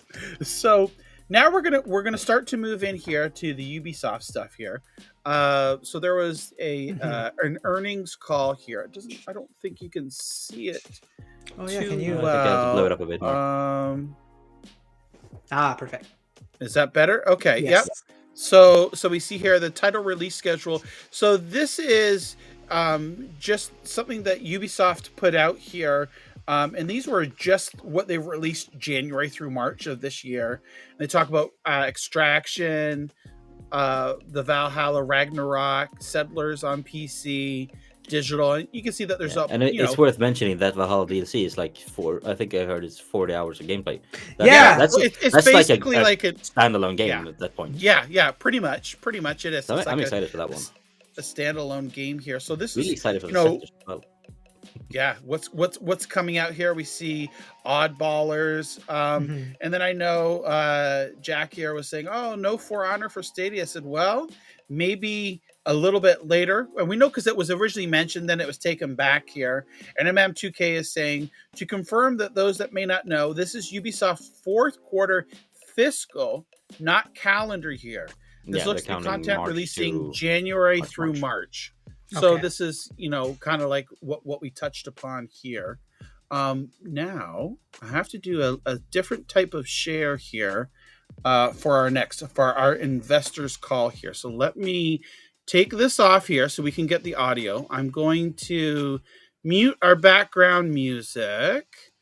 Let's remove this. And we're listening to a whole 40 minutes talk of Ubisoft. I'm actually going to sit down and listen to skim through that at some point. I haven't had time yet, but I didn't get a chance. I heard this clip. I've heard this clip before. Yeah, so, me too. So there's a particular instance here in the call. It's towards the end of the call here, and I hope that this comes through for everybody. Thanks, guys.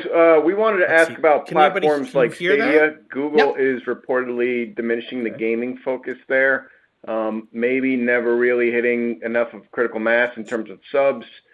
Is maybe there just limited opportunity for yet another device or experience in the market? Maybe more gamers are excited about enhanced versions on the Gen 9 platforms versus, the costs. Anything you can unpack there for us? Are there performance quotients around that experience? And then second question, maybe related. When you look at the recent market activity and this notion of exclusive titles or features or release windows, is cross-platform gaming really diminishing the need for exclusives? What we can say about Google or streaming platforms in general is that they really do a good job to bring AAA games to as many screens as possible. And that's a trend that will continue and amplify in the years to come. We don't know yet exactly when it will be taking 50% of the industry, but what we see is that for a certain number of players, the experience is really smooth, and they are having a great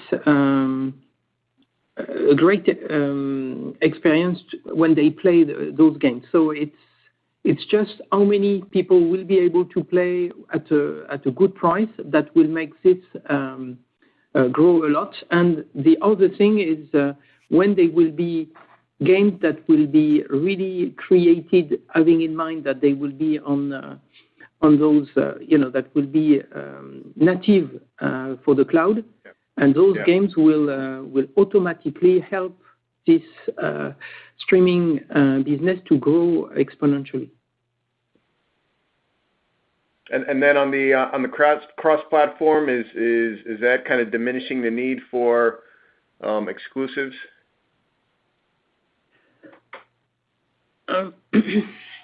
It's cross-platform is working. It's just not yet massive. So we will see how massive it becomes. It's going to be more and more important also. But that's why I think the platform holders are still looking quite a lot at exclusives to differentiate themselves. Got it. Thanks, Yves. Thank you. All right. So there we have some very informative, like Dad had mentioned there, the question that the person asked by saying that, Google's deprioritizing. Again, that just helps spread the stupid rumors. I apologize for that. The rumors and the, because I just get upset that how easy misinformation travels. And so many people take it for face value in fact, and it's just so frustrating to see that. And here we are in an investor's call here, and this guy's already, saying, "Oh well, they're deprioritizing it," and he starts out saying, "Well, what we can say for Google," and then of course he realized that he can't speak on their behalf, so he goes, cloud gaming platforms, which they do publish games to Luna as well, and GeForce Now,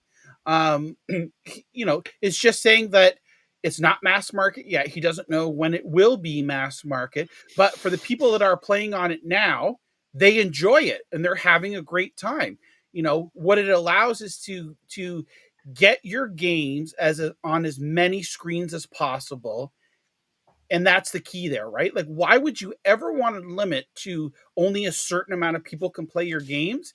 Getting your games everywhere is the ideal thing, and that's where you want to hit, and that's where cloud gaming allows things to happen like this.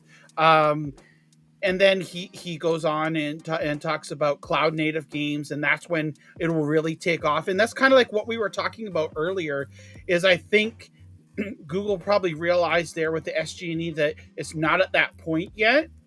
Again, who knows? Like, they could be developing something in the background with another bigger third-party company, like we talked about, right?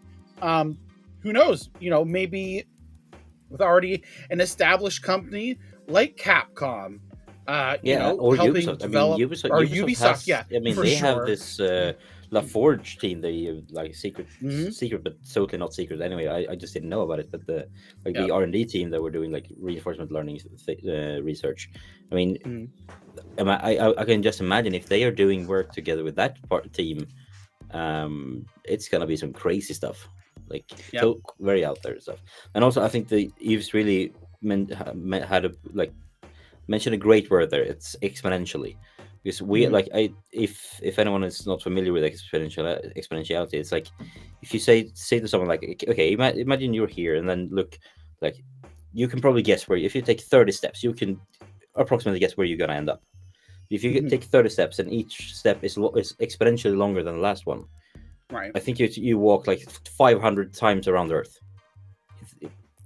Like that's like exponential growth. It's very common to see in new technologies. It's like an S curve. It starts down here very small, like maybe 1%, 2% of the market, and then you have this point where it just starts going very quickly upwards, and usually evening out around like 50, 70, 80, 90% adoption rate. Right. If you there's this amazing graph where you can see like the adoption rate of technologies over time. You can see the refrigerator took like 20 years to go from less than 10% to over 90% of adoption in the US. Yeah. And you have the same with like, and that span is getting shorter and shorter. Like this, I think the smartphone took 10 years, while the radio took like 50. And I think cloud gaming is one of those that will like when it just kicks off, when it leaves that 10% mark. When you have 10% of all gamers in the world are gaming using cloud gaming, you will reach like 50% at least, or maybe even more in just a matter of a few years. So I'm still expecting cloud gaming to be at least as big as consoles, probably way bigger than the entire console market within 2030. And if Google can capture like just like let's say 20% of that, that's more gamers than use like PlayStations today. Right. Yes. And I mean, exactly. and let's say 20% of those are on Pro. The amount of money from Pro is enough to fund like one Cyberpunk per month. Right. Like it becomes crazy. Like it's like PCX Cloud says in chat here. Like look at Netflix. I think Netflix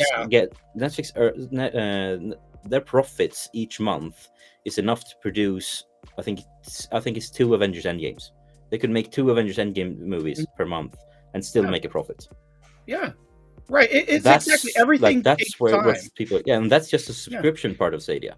Right. Then you have the game sales, which will probably be a big. Like I'm guessing, Stadia will probably have like 20% of people using Pro. That's that's probably a bit high even. The rest will be people who buy 1 or 2 games a year, maybe 10 games a year, but they will buy them outright. Right. And so like exponentiality is the key word in what you said there. Like, yes, Stadia is small now. Like we heard from the rumors in the Business Insider article. Apparently, we were 750,000 around that at the end of 2020. So let's say we're 1.5 million, maybe 2 million now. That's small, all things considered. I mean, the PlayStation 4, the PlayStation 4 sold 120 million units in its life cycle, or up until now. But like that's just in the beginning of this S-curve. We will Stadia can be smaller than both GeForce Now and xCloud and still have around 100 million users before the end of the decade. Yeah, and I mean that's just something people don't consider. Like so whenever someone says Google's going to shut down Stadia, no, they're not. Like, have you seen look at the numbers? They're not going to shut down that opportunity, because if they shut Stadia down, they're not coming back to that gaming market. They're right. And they don't want to sit that one out. It's that mentality of. They're one of the few who can do it.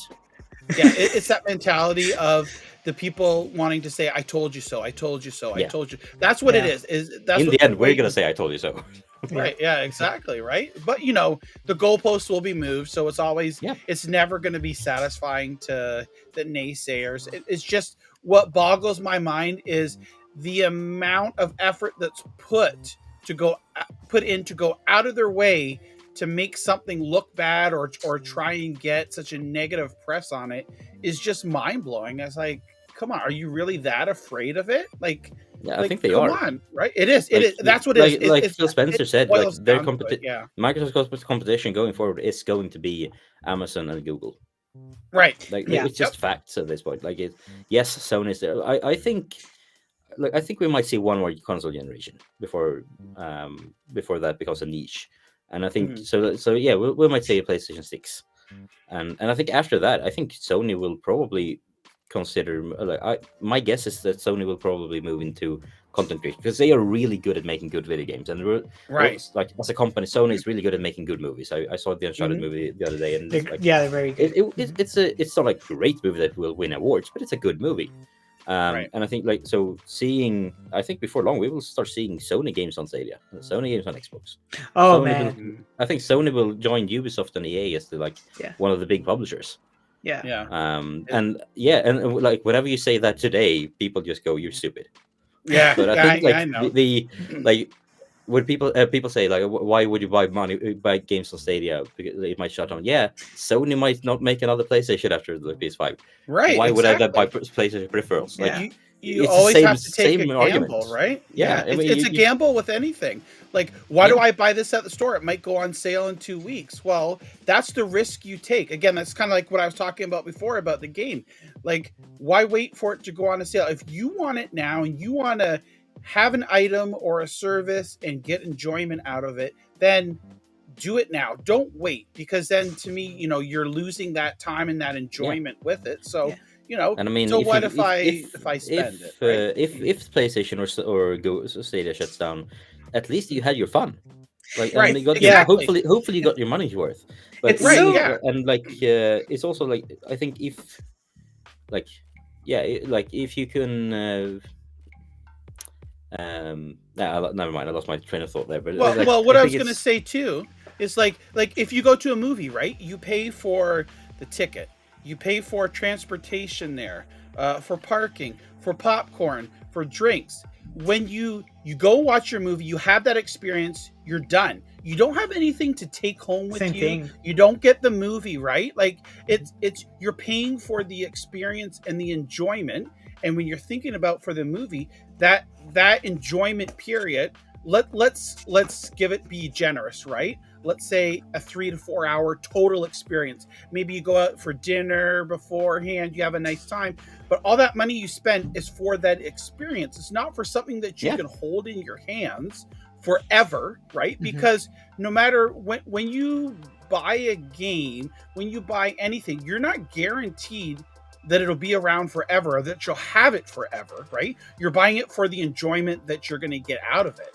So, I and see at the end a of the lot day, people- if you if let's say all current platforms were to shut down, the Mhm. people who chose cloud gaming, at least they didn't pay that much for the hardware in the first place. Yeah. Like right, exactly, yeah. Like it's so hypocrite to me because some people will say like, oh man, like your Stadia cloud gaming, like it's gonna shut down, whatever.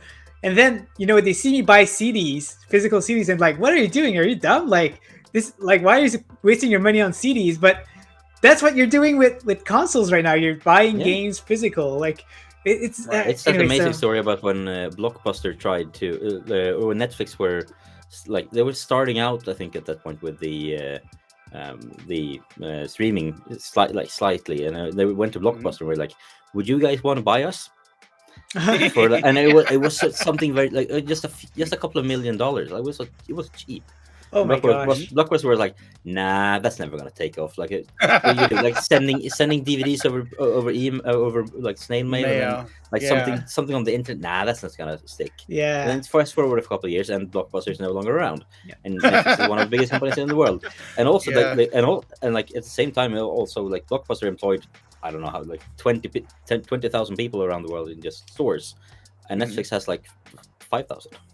Yeah, So exactly. like they are much smaller footprint in terms of employees, and they earn 10 times the money. So yeah, like it's streaming is sort of the future, and it's the same thing that when you look at like hosted servers for like business to business software compared to building it from the ground up to be run in AWS or Google Cloud, like it's why would you like anyone looking at that from the beginning would be like, why would you ever run things in the local cloud? Like, sure, you might need to for like legal reasons because you're not allowed to store this sensitive data outside of it, whatever. But like, it's probably safer anyway to run it on the cloud. Yeah, the and thing it's more is that powerful. It's like yeah, the thing is that like there's just some people who's scared of changes, right? Like maybe not scared, but like that's always been that. They just have a harder time to adapt to new things To and adjust. yeah, exactly, and that's where we see like people denying it and stuff. But it's getting there. Like it's, to my mind anyway, it's improvement. So yeah. It's Well, gonna and get it's like Granite touched upon too in the chat. We've mentioned before Steam. When Steam first came out, it was, of course, PC transitioning from the floppy disk, the CD to digital, and people hated that at first. Yeah, now you look at it, Valve for doing that. right? Yeah, Yeah, exactly, super right. easy, And yeah. now you look at it, and Steam's like the de facto distribution store for PC games. Yeah, I mean, like just look Steam, what Epic has to do and- to compete. Epic has a giveaway Yeah. free games yeah, every they're trying week to get in there just to fast. compete. Yeah, And I mean, Yeah. sure, Yep. I mean, I claim all of them because why not? Of But, course, yeah. right. but like that's what they had to do to get there. Like to get Yeah. to Steam, you had to do that. And like Good Right. Games has their thing with like, yeah, we have no DRMs, so they have their niche audience. And also a lot of old games. But like, if you want to have, if you're gonna buy a game for PC, 90% of the games you buy on PC is still gonna be Steam. Yeah. Yeah. And Oh, like just most 10 of it years ago, beyond people that. were laughing at Valve Yeah. for doing this. Yes. Like- Yep. They were like, "This is That's one of the things that garbage. happens. No way. I'm never Yeah. doing this." And I like my game physical because I like to display them, as you can see, and I keep like bringing the idea of bringing a Stadia physical game, like even if it's just like a code in the box. I really like that because even Steam is doing that right now. Like they sell games physically, but it's just the code inside the box. And Yeah. I would love- Nintendo does that as well with some Switch Sometimes, games yeah. as well, right? Mhm. Like, you Yeah. can And buy Stadia could do the that as well. It's just a code. I just wish that that eventually we'll be able to see that. My But then favorite again, because like- it's my favorite platform. So Actually, you know what would be cool? Maybe an evolution of that is how about you kind of like when you go to the store, like Toys R Us. I think they still have them. Toys R Us still have them. Like, you have these specific cards that are for games. So it's kind of like like the Google Play cards you can buy at the store. Well, how about if they're specific for games and you go and buy that card that's the branding of yeah, whatever I mean, game it is. that's right? totally doable already. Like there is Yeah. this routine code thing. I'll say they just Right. print out Yeah, all exactly. bunch So- of codes on So cards that and could things. be a start, and I think maybe Oh, they as could look cloud like trading gaming, cards, yeah, like exactly, Pokemon right? cards, Stadia games. Of course, trading That would be Stadia so cards. I would get all those cards. Yeah, I mean, Oh, even if the that game would like definitely. I yeah. don't want the game, or maybe I'll already have the game. Like, oh, I want that. Like, this is a shiny one, like a foil one. I want that one. Oh my god! Right? Yeah. That would the be rare- totally rad. I've The done real that. Phil Harrison card, right? That's the one we all want. Yeah. The Yeah, shiny yeah, head. Exactly. Yeah. Yeah, But no, so that's I think not? maybe as the platform becomes more popular, these are things that they can expand upon. We're all asking we'd like to be able to buy Stadia Pro for a year and get a discount, right? Like Yeah. to many people that makes sense, but it's not out yet. But why is it not out? Probably there has to be some reason behind it. We don't know. It doesn't make sense to us, but No. I think eventually we'll get to that place there. And, like Bjorn was saying there, it's that S curve it's going to take a while to get to that 10%, but from 10 to 50 will be done in half or a quarter of the time, right? Yeah. or It's even 10 wo- to 90 can be. There's Yeah. going to be, like you said, there's going to be a spot where it's just going to exponentially grow, maybe a little bit quicker. But, Yeah. like Once I'm other very people excited. see- I can't wait. Yeah. I can't wait to Once see it. other people see other people playing it, like your friend and your friend, it becomes more Yeah, popular. I think Then it catches Eve, on. Eve really had, like, as Eve pointed out, like there will be that point when cloud Yeah. native shows why cloud is a good idea, and then Right. we Yeah. grow Yeah, it's a exponentially. good- And I think A good I think line, that yeah. that cloud native will be the thing that triggers that 10% exponential curve. Yeah, definitely. Right. And I think it's coming within a few years. Like maybe not. Yeah. Probably not this year. Probably not next year. Because if you look at the average time to develop a game, it's like most games are developed for between 3 and 7 years. Depending, on average. how big it is. And, yeah. Depending how big it is, how big the studio is, and like how and a lot of different factors. Yeah. But that means like every game we are seeing releasing in 2022 is probably started development in 2019. where Stadia was just announced but not actually released. Like it will still be if you, like sure, some games are like churned out in a year, and some games are like adding stuff in, like maybe they haven't decided on the platforms or at that point when they like. So yeah, sure, some games might have been conceived after Stadia was released, or announced and released, Right. but most games aren't still, and won't be for another year or maybe 2. So I think I think the exponentiality will. I think we're getting 100 games this year. It wouldn't surprise me if we get 200 games next year, and like 400 games a year after that. Can't wait. And then like 1,000 games a year after that. I think it will, like that will also grow exponentially. It's like Steam's children, basically. Like it's their child. They're going through their same steps. Yeah, and eventually we will be in the Steam like Steam and get 10,000 games per year, and at that point, we're not playing all of them. yeah, exactly. I'm not playing all of the games as it is anyway. So I mean, right. Yeah. Yep. I can barely play my pro games. So what I'm going to do right now, I'm going to go through the community news. I really enjoy our talks. Like, I don't know, Bjorn, I don't know what's with you, but I really enjoy talking with you. I can just talk about Stadia forever with you guys. I'm going to go with the community news. I'm just going to sweep through it, quickly. Yeah. And then maybe we can talk more, because I do enjoy. But I just want to make sure that we don't miss out. I just got a few news here, and then we're going to go ahead and continue our awesome conversation.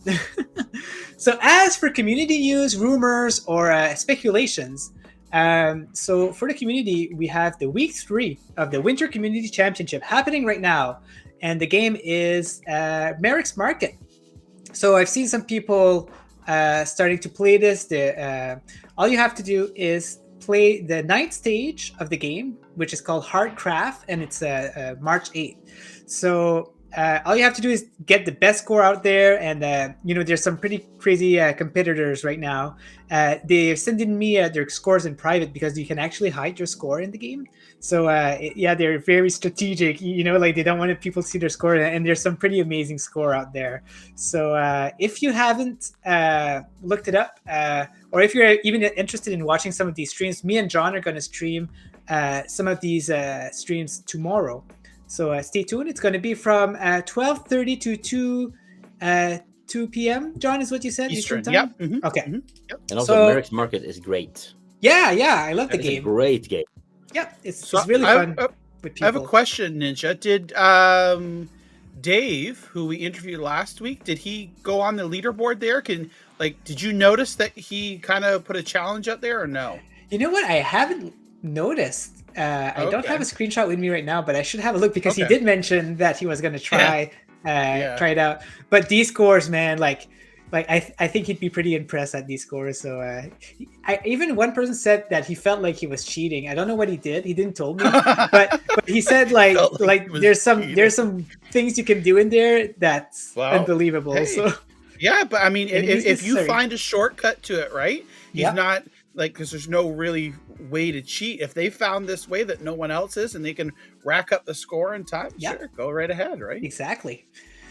Next up is there's a few tweets, but I just opened one up here.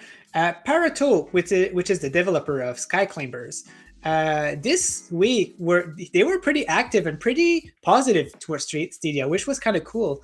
Let's just read this one here for fun. He says, you got it. As a side note, it's hard to articulate the exact impact that the Stadia community had on our success. Being one of the most vocal communities, we surely gained a lot of clicks and watch time from their support. So they said that they also that's something we've heard before as well. Like it wasn't the 100 Days developers who was like, yes, the Stadia community is very days. vocal. Yeah. Every time we get games, get developers here, they mention that they're like, oh my gosh, the reactions that we get out of the Stadia community is amazing. So this is cool. This is just us trying to support. I think it's because it's just a small. It's still pretty small, right? So we're trying to push it more, and that's why they get so much reaction out of us. Next up is Original Penguin has put some more stats as usual. So he says, apparently I never tweeted this out, but I swear I did. So I think this is an old one, but he did tweet the PGA Tour 2K21. So it looks like it has 4K mode. You can toggle from 30 to 50 FPS. And as usual, here's his pixel count. He got a link tree to all of his database. If you'd like to see which game does 4K, which game is 30 FPS, which game is 60 FPS, he does all of this hard work. And lately, he also opened his Discord to people who wants to help out. So I'm sure it's in his link tree, but if you want to have a look and help out by making videos for him, so you can see these stats, you can totally help out. He got a big list of games that he needs videos from. So definitely go have a look. Next up, so there's a new Stadia APK that came out, and an APK is basically a new a new Android app version of an application. So here, Jack the Slip actually started doing some APK teardown. So what he does is he goes inside the installation file and he reads through it to see what has changed since the last file, and he can see like maybe potentially things that will come to Stadia eventually. And as you can see here, this is the last version, 4.3, and he sees new strings. A string is just a text mentioning that. Here saying use updated touch gamepad or touch gamepad flag. So he also gives his his assumption that what it is. So as you can see here, there's a few things. He thinks that compatibility testing. We already see other promotions, redemption campaign string, and so I really like it. Go have a look at PNTS Network if you want to see some cool APK teardown from that's coming out from Stadia. Next up is we have a new content creators here working on Stadia content. So he's called Xan, aka Sepitoverse. He's hanging out a lot in the Stadia Hunter community. But if you don't know about him, let me put a link in the chat. He just created this new channel with only 7 subscribers, guys. And yeah, that's what. That. Yeah, exactly, right? Yeah. So, give him support. He's very, he's been on Stadia for a while, but he's a very big in achievement hunting, and he's been doing a lot of Rainbow Six Extraction. He says he's going to stream it until he does 100% on it. So it's very interesting. He's a very fun person to watch. So have a look if you can. So Lee Reed has tweeted that at Lane Break, which is the Peloton's bike, is using Stadia tech for Stadia, and it's available in Australia, which we're assuming that Stadia tech is available in Australia. We can't really confirm that, but there is Stadia tech working on these Peloton bicycles. So. Yeah, I did see a tweet after I think just today where someone had asked Peloton, is this running on Stadia Tech? And they were like, and the response was apparently that currently it's not running on Stadia Tech, but they are working on implementing that. So it's currently not on Stadia Tech, it seems. But that makes sense. But it is on. It's in the works. Okay. But so, then again, that might still be like it might still. That's what they say. It might still be running on that. It might just be. Maybe they're not allowed, right? Yeah, but, it might be one of those cases. But yeah. Yeah.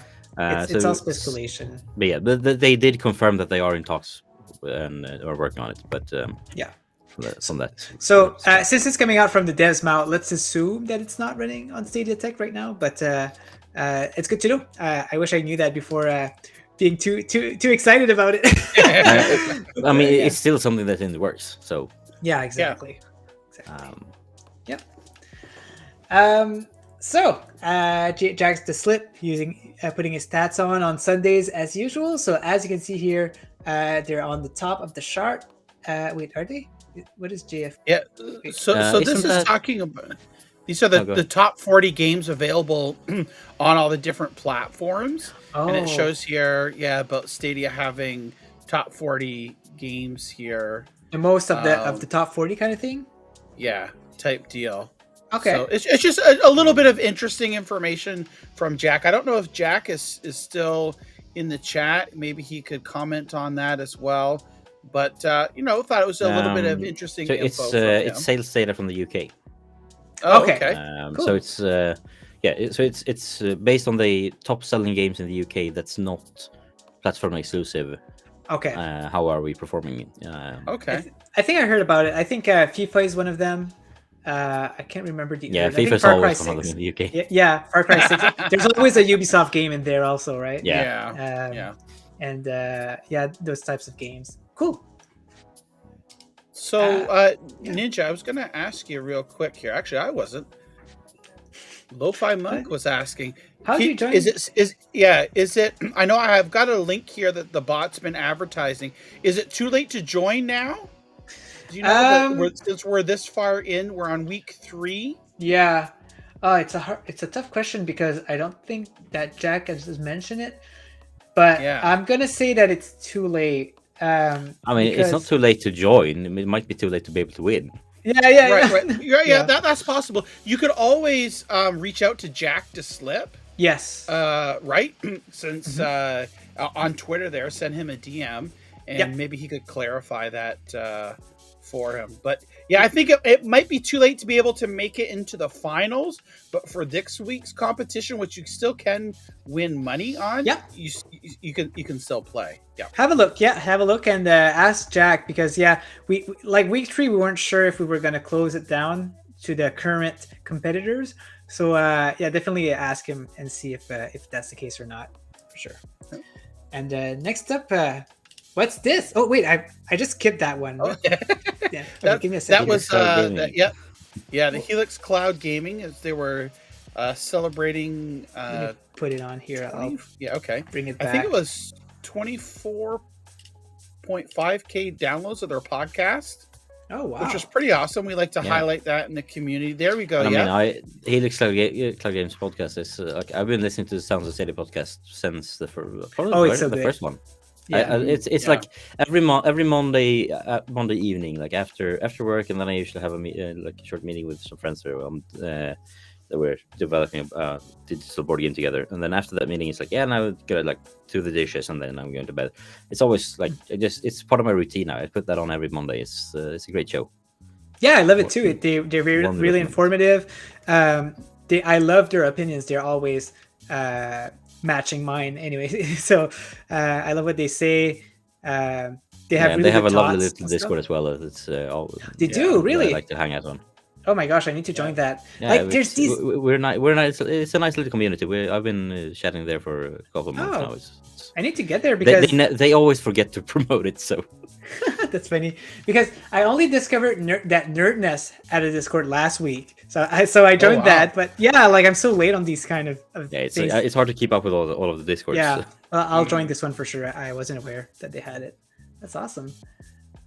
So next up, what's this? Lego Brawl? Why am I talking about Lego Brawl? Is this what I think it is? Yeah. Oops. What am I doing here? So if I search for Stadia, and this was found by Dead Alive, by the way, just to give him some credits.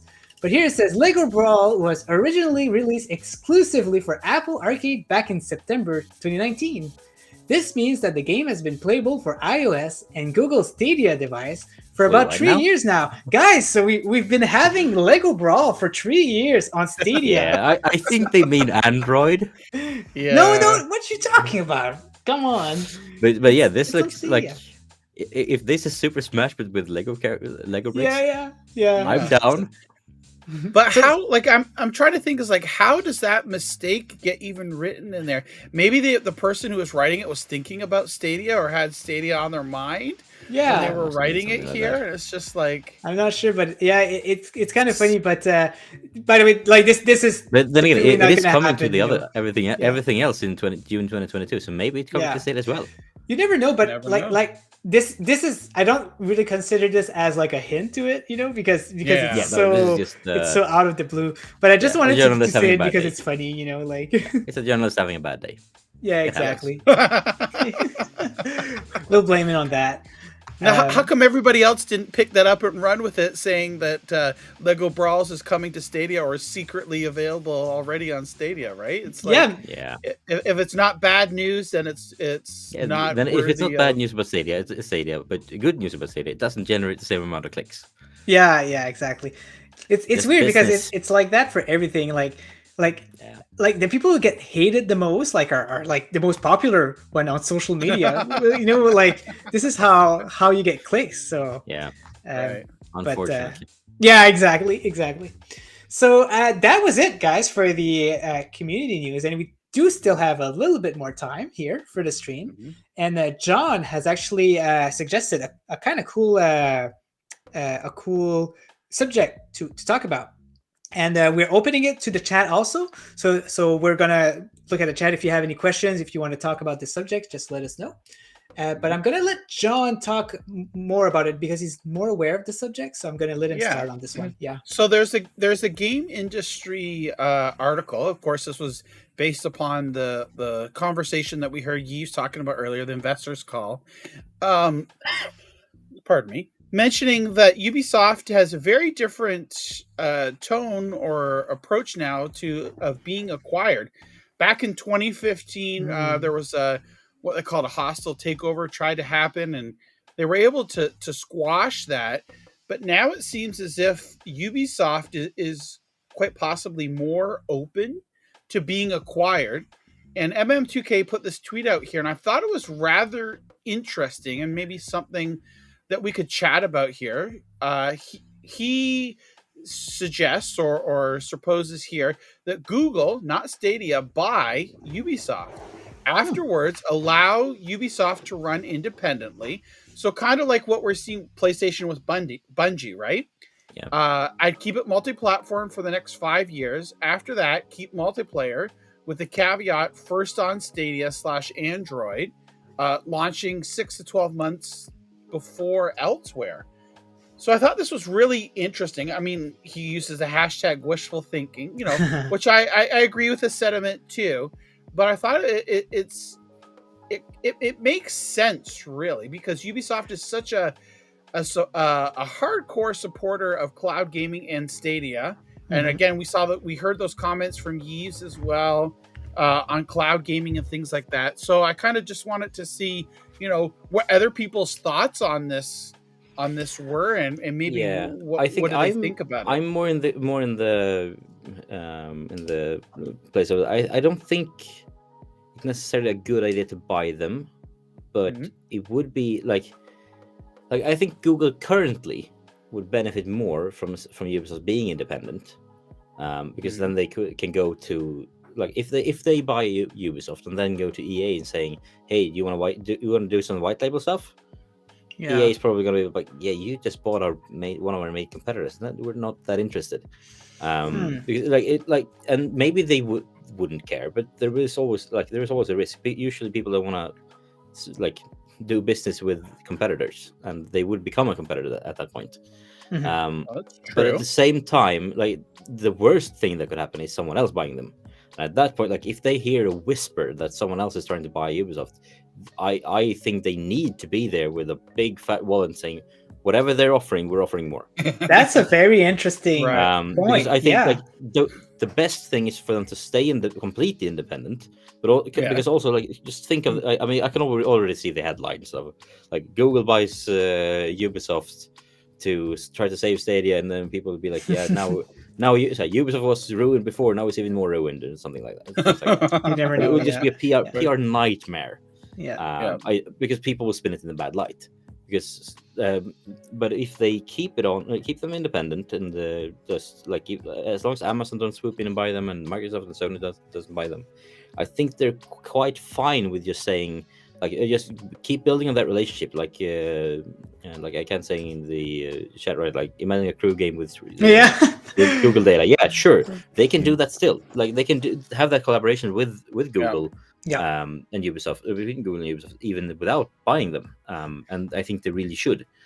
But I don't think I think by buying them, they would put themselves in a position where they would probably not gain as much from it as they would hope at this point.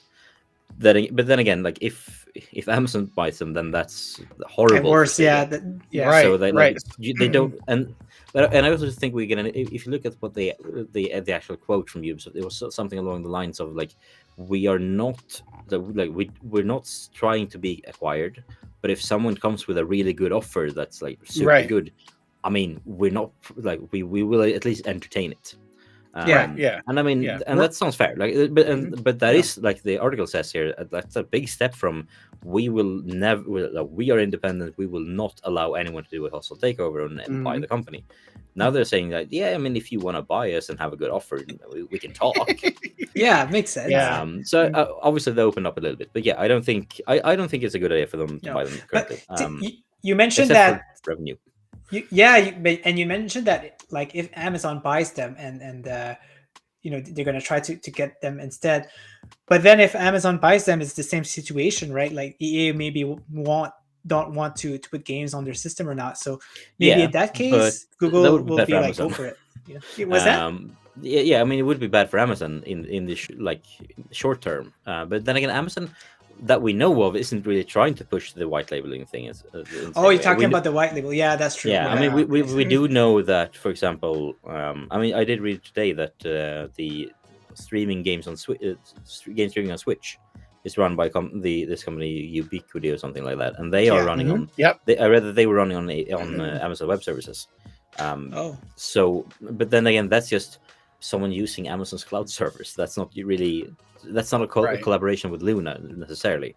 So I think I think Stadia might. At the same time, I mean, it wouldn't be bad for them to buy them.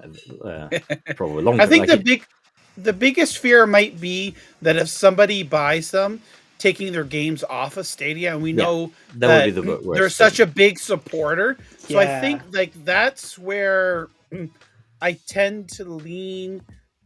Like I said, I don't know if it would necessarily be like MM2K said, wishful thinking.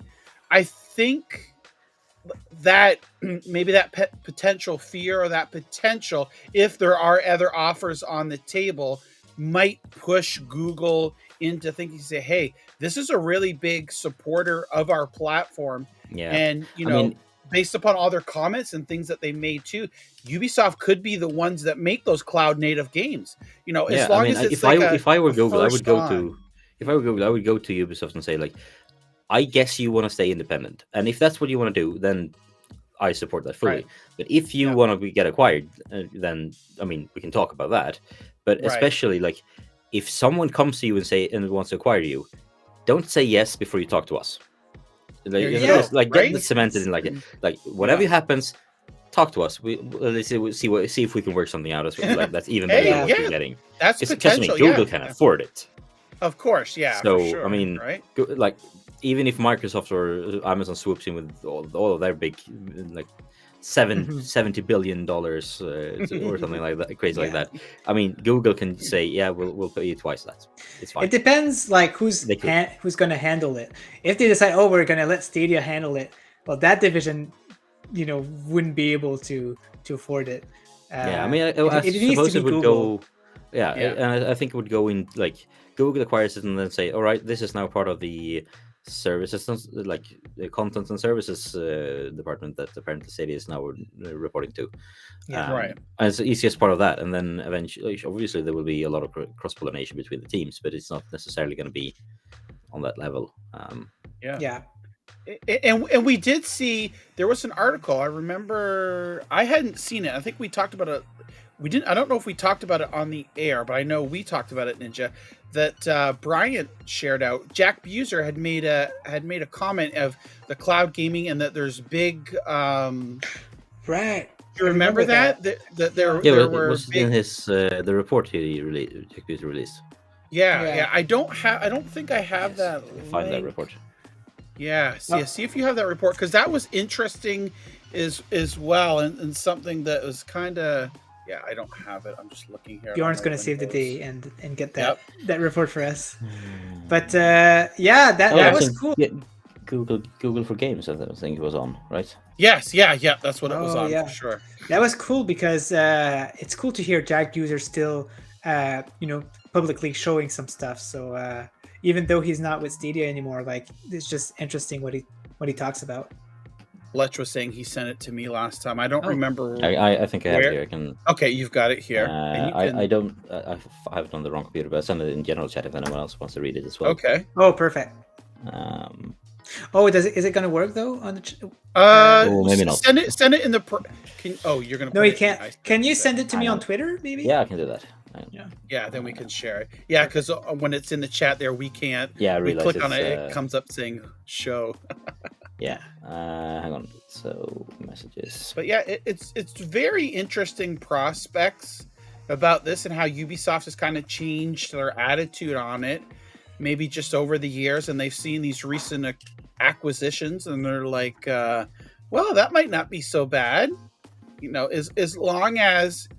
I think the key thing is what we're going to see here going into the future is not necessarily platform exclusive, that's completely exclusive, but it's content exclusive. So that first on, so you have that 6 to 12 month exclusivity period, and then it comes on other platforms as well, because you want to maximize, you know, your cash and your money, right? Flow. Yeah. Exactly. So I think that, and again, it's getting that onto as many screens as possible.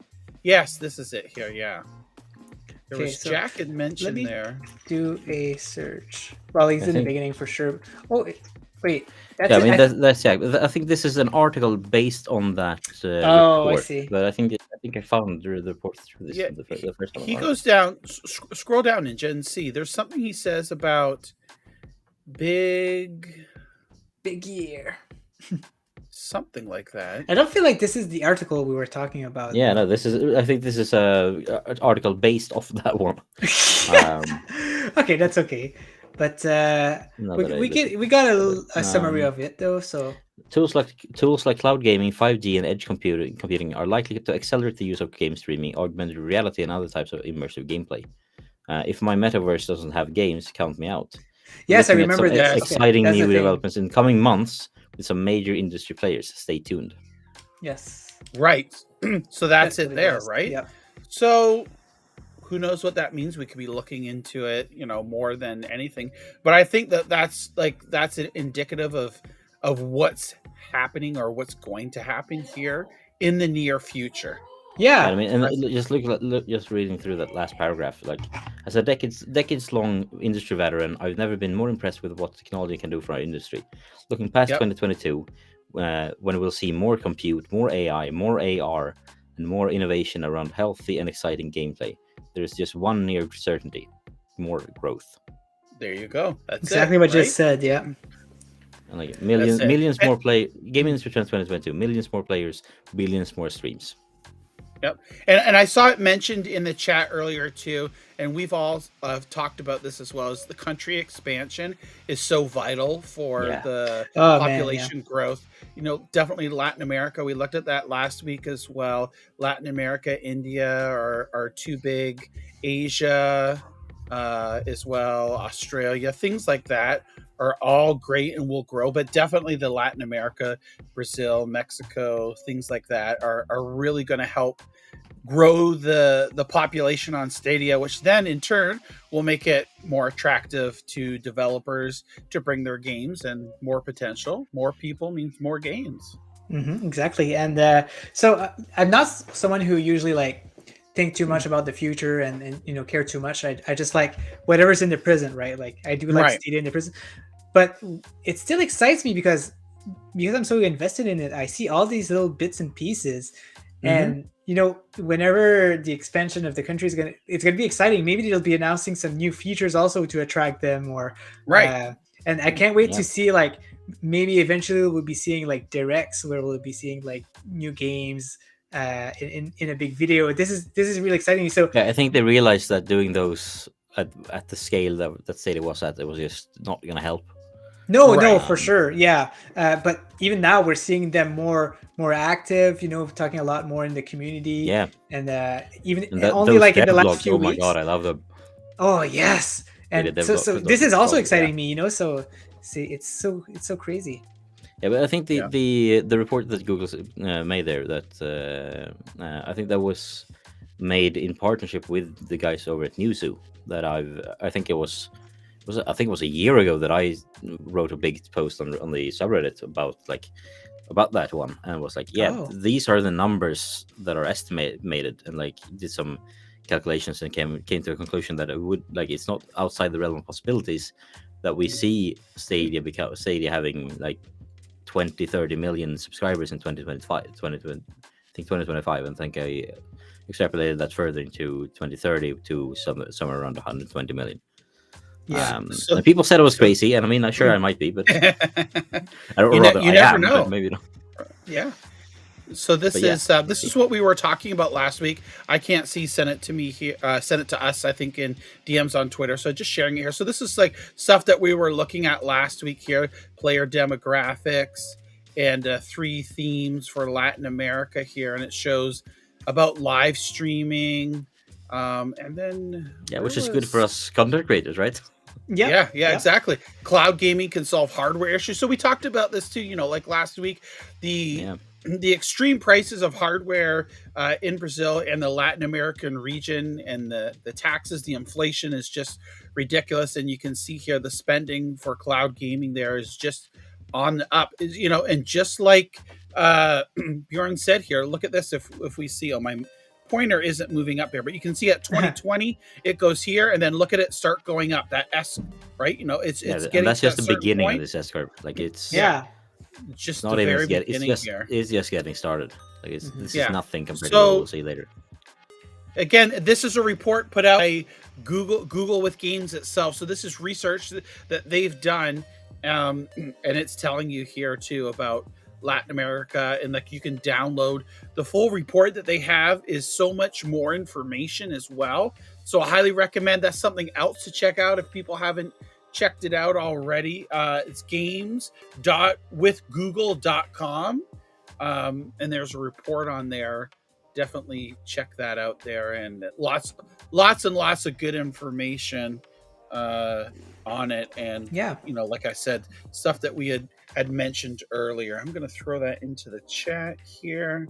I don't know if that'll resolve okay, but we'll go from there. I think so. And like front and center on that, like if you scroll down from like to where the content is about to start, you have the featured resources, and you have some monetization and strategy information from in general. Then you have apply to become a Stadia developer, and they have the Google for Games Developer Summit 2021. Like Stadia is front and center in that one, which is also a good thing. Nice. I would assume that this has been read by pretty much every developer out there at this point. Yeah, interesting. So it's very interesting stuff. There's definitely things are in the works, and I think 2022 is going to be an exciting year. Looking forward to it. It's already started out interestingly enough here, minus the bad press that people like to spin and things like that. Which is all old news, that happens every February, right? Yeah, exactly. It's like a holiday. To be honest with you, I myself, and I'm not sure if any others, I was expecting on February 1st there to be a ton of doom and gloom stuff. I didn't see it, but I guess that was because the Business Insider was waiting till February the 4th or the 5th to throw out the article and kind of, kick off the weekend with shenanigans. But it was awesome to see the Stadia account respond to that, and now they're putting out the dev posts and things like that. So who knows? Maybe in the long run, it was for the better. Time will tell, really. Yeah.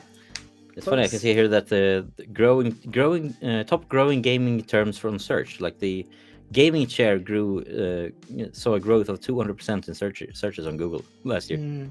That's crazy. So they're keeping track of all of this, right? Like they know that they're smart. Like probably when they started the Stadia project at Google Stream, like they made that decision because they knew that it was coming. They knew that they had the tech. They knew that there's a very potential for growing in there. They're not the first. I mean, GFN was there before. And I used Liquid Sky back then. I think I've unlisted that stream now, but I have a stream on my channel that's currently not available. But that's essentially me just testing out Liquid Sky. I think I played Star Citizen and The Witcher and some other game. Witcher! Wow. I mean, I used that for quite a while before Stadia came along, really. And I was using OnLive. OnLive was the service that I used to use back in 2012 or something like that. Mm-hmm. So I remember sitting at lunch hours at work in the office using Liquid Sky to play Magic the Gathering Arena on my tablet because they hadn't released a tablet client at that point. Wow. So yeah, I mean, cloud gaming's been around for a while, but it's never been picked up, for some reason. But now you see the push, right? You see the big money people starting big business. Yeah, exactly. They're not gonna stop. Like, it's impossible. Like, it's there to stay now. So, for sure. All right. So, what do you think we wrap this up, John? Do you think it's a good time? I think that sounds good. It was quite a lot to talk about. Yes. Jess. We had some great conversations, lots of great news, and lots of great information in the chat there. Lively, a little bit spicy at the beginning there. Yeah. But yeah, no, it was nice. And we got Bjorn here, who's very, very interesting to talk to. Like, you have a really good train of thought. I've enjoyed this so much. This has been so fun. Feel free, like for sure, anytime you ever want to come on, if you want to be guest co-host, stuff like that as well. Maybe not next week, but other than that, any week. Yeah. Whenever you just let us know. I'll ping you whenever I feel the urge to sit down and talk about it. Yeah, definitely. Yes. We're definitely open, and that goes for anybody in the community, really, that would like to come on and chat and talk. We always like to hear different from different people, sometimes different point of views, sometimes the same point of views, but it's always good. We have nice, constructive chats, always in a civilized manner, right? And we always have fun, too, right? So this is it's awesome. I totally love it and look forward to every time we have our Stadium Connect North. Always a great time. Exactly. And we'll get Rebellica says if one Sims time. comes to Stadia, I'll guest co-host. Well, sure, that would be awesome. We'll work on that. We can have a ranked list of the best ways to kill your Sims. Yeah. Oh, she's not gonna like that. Awesome. All right. So I guess we'll go ahead and wrap up this week's episode 19 already. Holy mackerel, where's the time gone? Yeah. So that means next week is going to be episode 20. I don't know. I mean, I know when I post these our shows here, podcast audio wise onto Anchor FM, and it asks for season and episode number. I always say season 1, so I guess our season 1 will finish on our 1 year anniversary. Maybe kind of like that's when we'll have season 1. Number 52 episodes per season. There you go. Not too bad. Just like it used to be, old school television shows, like when you used to get, those 30 and 40 episodes a year, and not just 10 episodes that are spread out over 5 months, right? Or like eight episodes released at once, like Netflix does. Exactly. Yeah, let's record all episodes in one run. Let's do a 52-hour marathon. Just schedule everything. Yeah. So this is our yearly podcast stuff. Here you go. Have at it. Yeah, exactly. But, predicting the year to come. Here we go. Yeah. Assuming that we could say, "I told you so. We were right. I told you so." There you go. And just remove everything that was incorrect. Yeah, we'd edit it afterwards and remove the bad parts. Yeah, nice. So before we go, just a reminder: tomorrow, Saturday, on NinjaGuy X's YouTube channel. There's a link in the description to the video here. We'll be live streaming from 12:30 Eastern till approximately 2 o'clock Eastern, 2 p.m. Somewhere around there. Yeah, it's usually a little bit less. Yeah. Commentating on this week's some of the runs from this week's Winter Community Championship, Merrick's Market. So it should be very interesting. And it just got some clips together here, and it's always a fun time to go on the show here. So make sure and check it out. And then a week from tomorrow, so almost like for your 12-hour stream, Jord, when are you starting at? Like your time? I'm starting at noon my time. So noon your time. So that would be 6 a.m. Eastern on Saturday. Because there's 6 hours difference there. And then I keep going for 12 hours. So I'll be going from noon till midnight, and nice. Taking my plan is to go 1 hour and 45 minutes, and then take a 15-minute break, and do some giveaways during that time, and then go into the next game and do the same, and then in the last last 2 hours is just gonna do two games back to back. Yeah, fun. Awesome. Yeah. Well, we'll definitely remind everybody on next week's show and get links there so people don't forget, because it's for a fantastic cause. And thank you again so much for being on the show here. We wish you all the best of luck. And again, you ever want to come back on to guest host just to talk, you don't have to stay on the whole show, even if you just want to come on for a little while. I would love this. I'll stay on the, like, when I come on, I'll stay on the entire show. Like this. Oh, there you go. It's hardcore because it's almost 1 a.m. there. If I'm committing, let's just commit. Yeah, it's that's fine. I'll go to bed at 1 a.m. anyway. So yeah. There you go. 5 hours and you'll be up and ready to go. Right. Prepping for some kids coming over to play and celebrate his birthday. So. There you go. Oh yeah, nice, awesome. Alrighty, they can play. I can sleep. It's fine. Yeah, exactly. So I think Ninja, do you have anything else that you want to mention, or? No. I just keep streaming. Come see my streams in the morning. From Monday to Friday. This next week I'm going on vacation actually, so I won't be streaming. So you won't be see my face until Friday during our show. So awesome.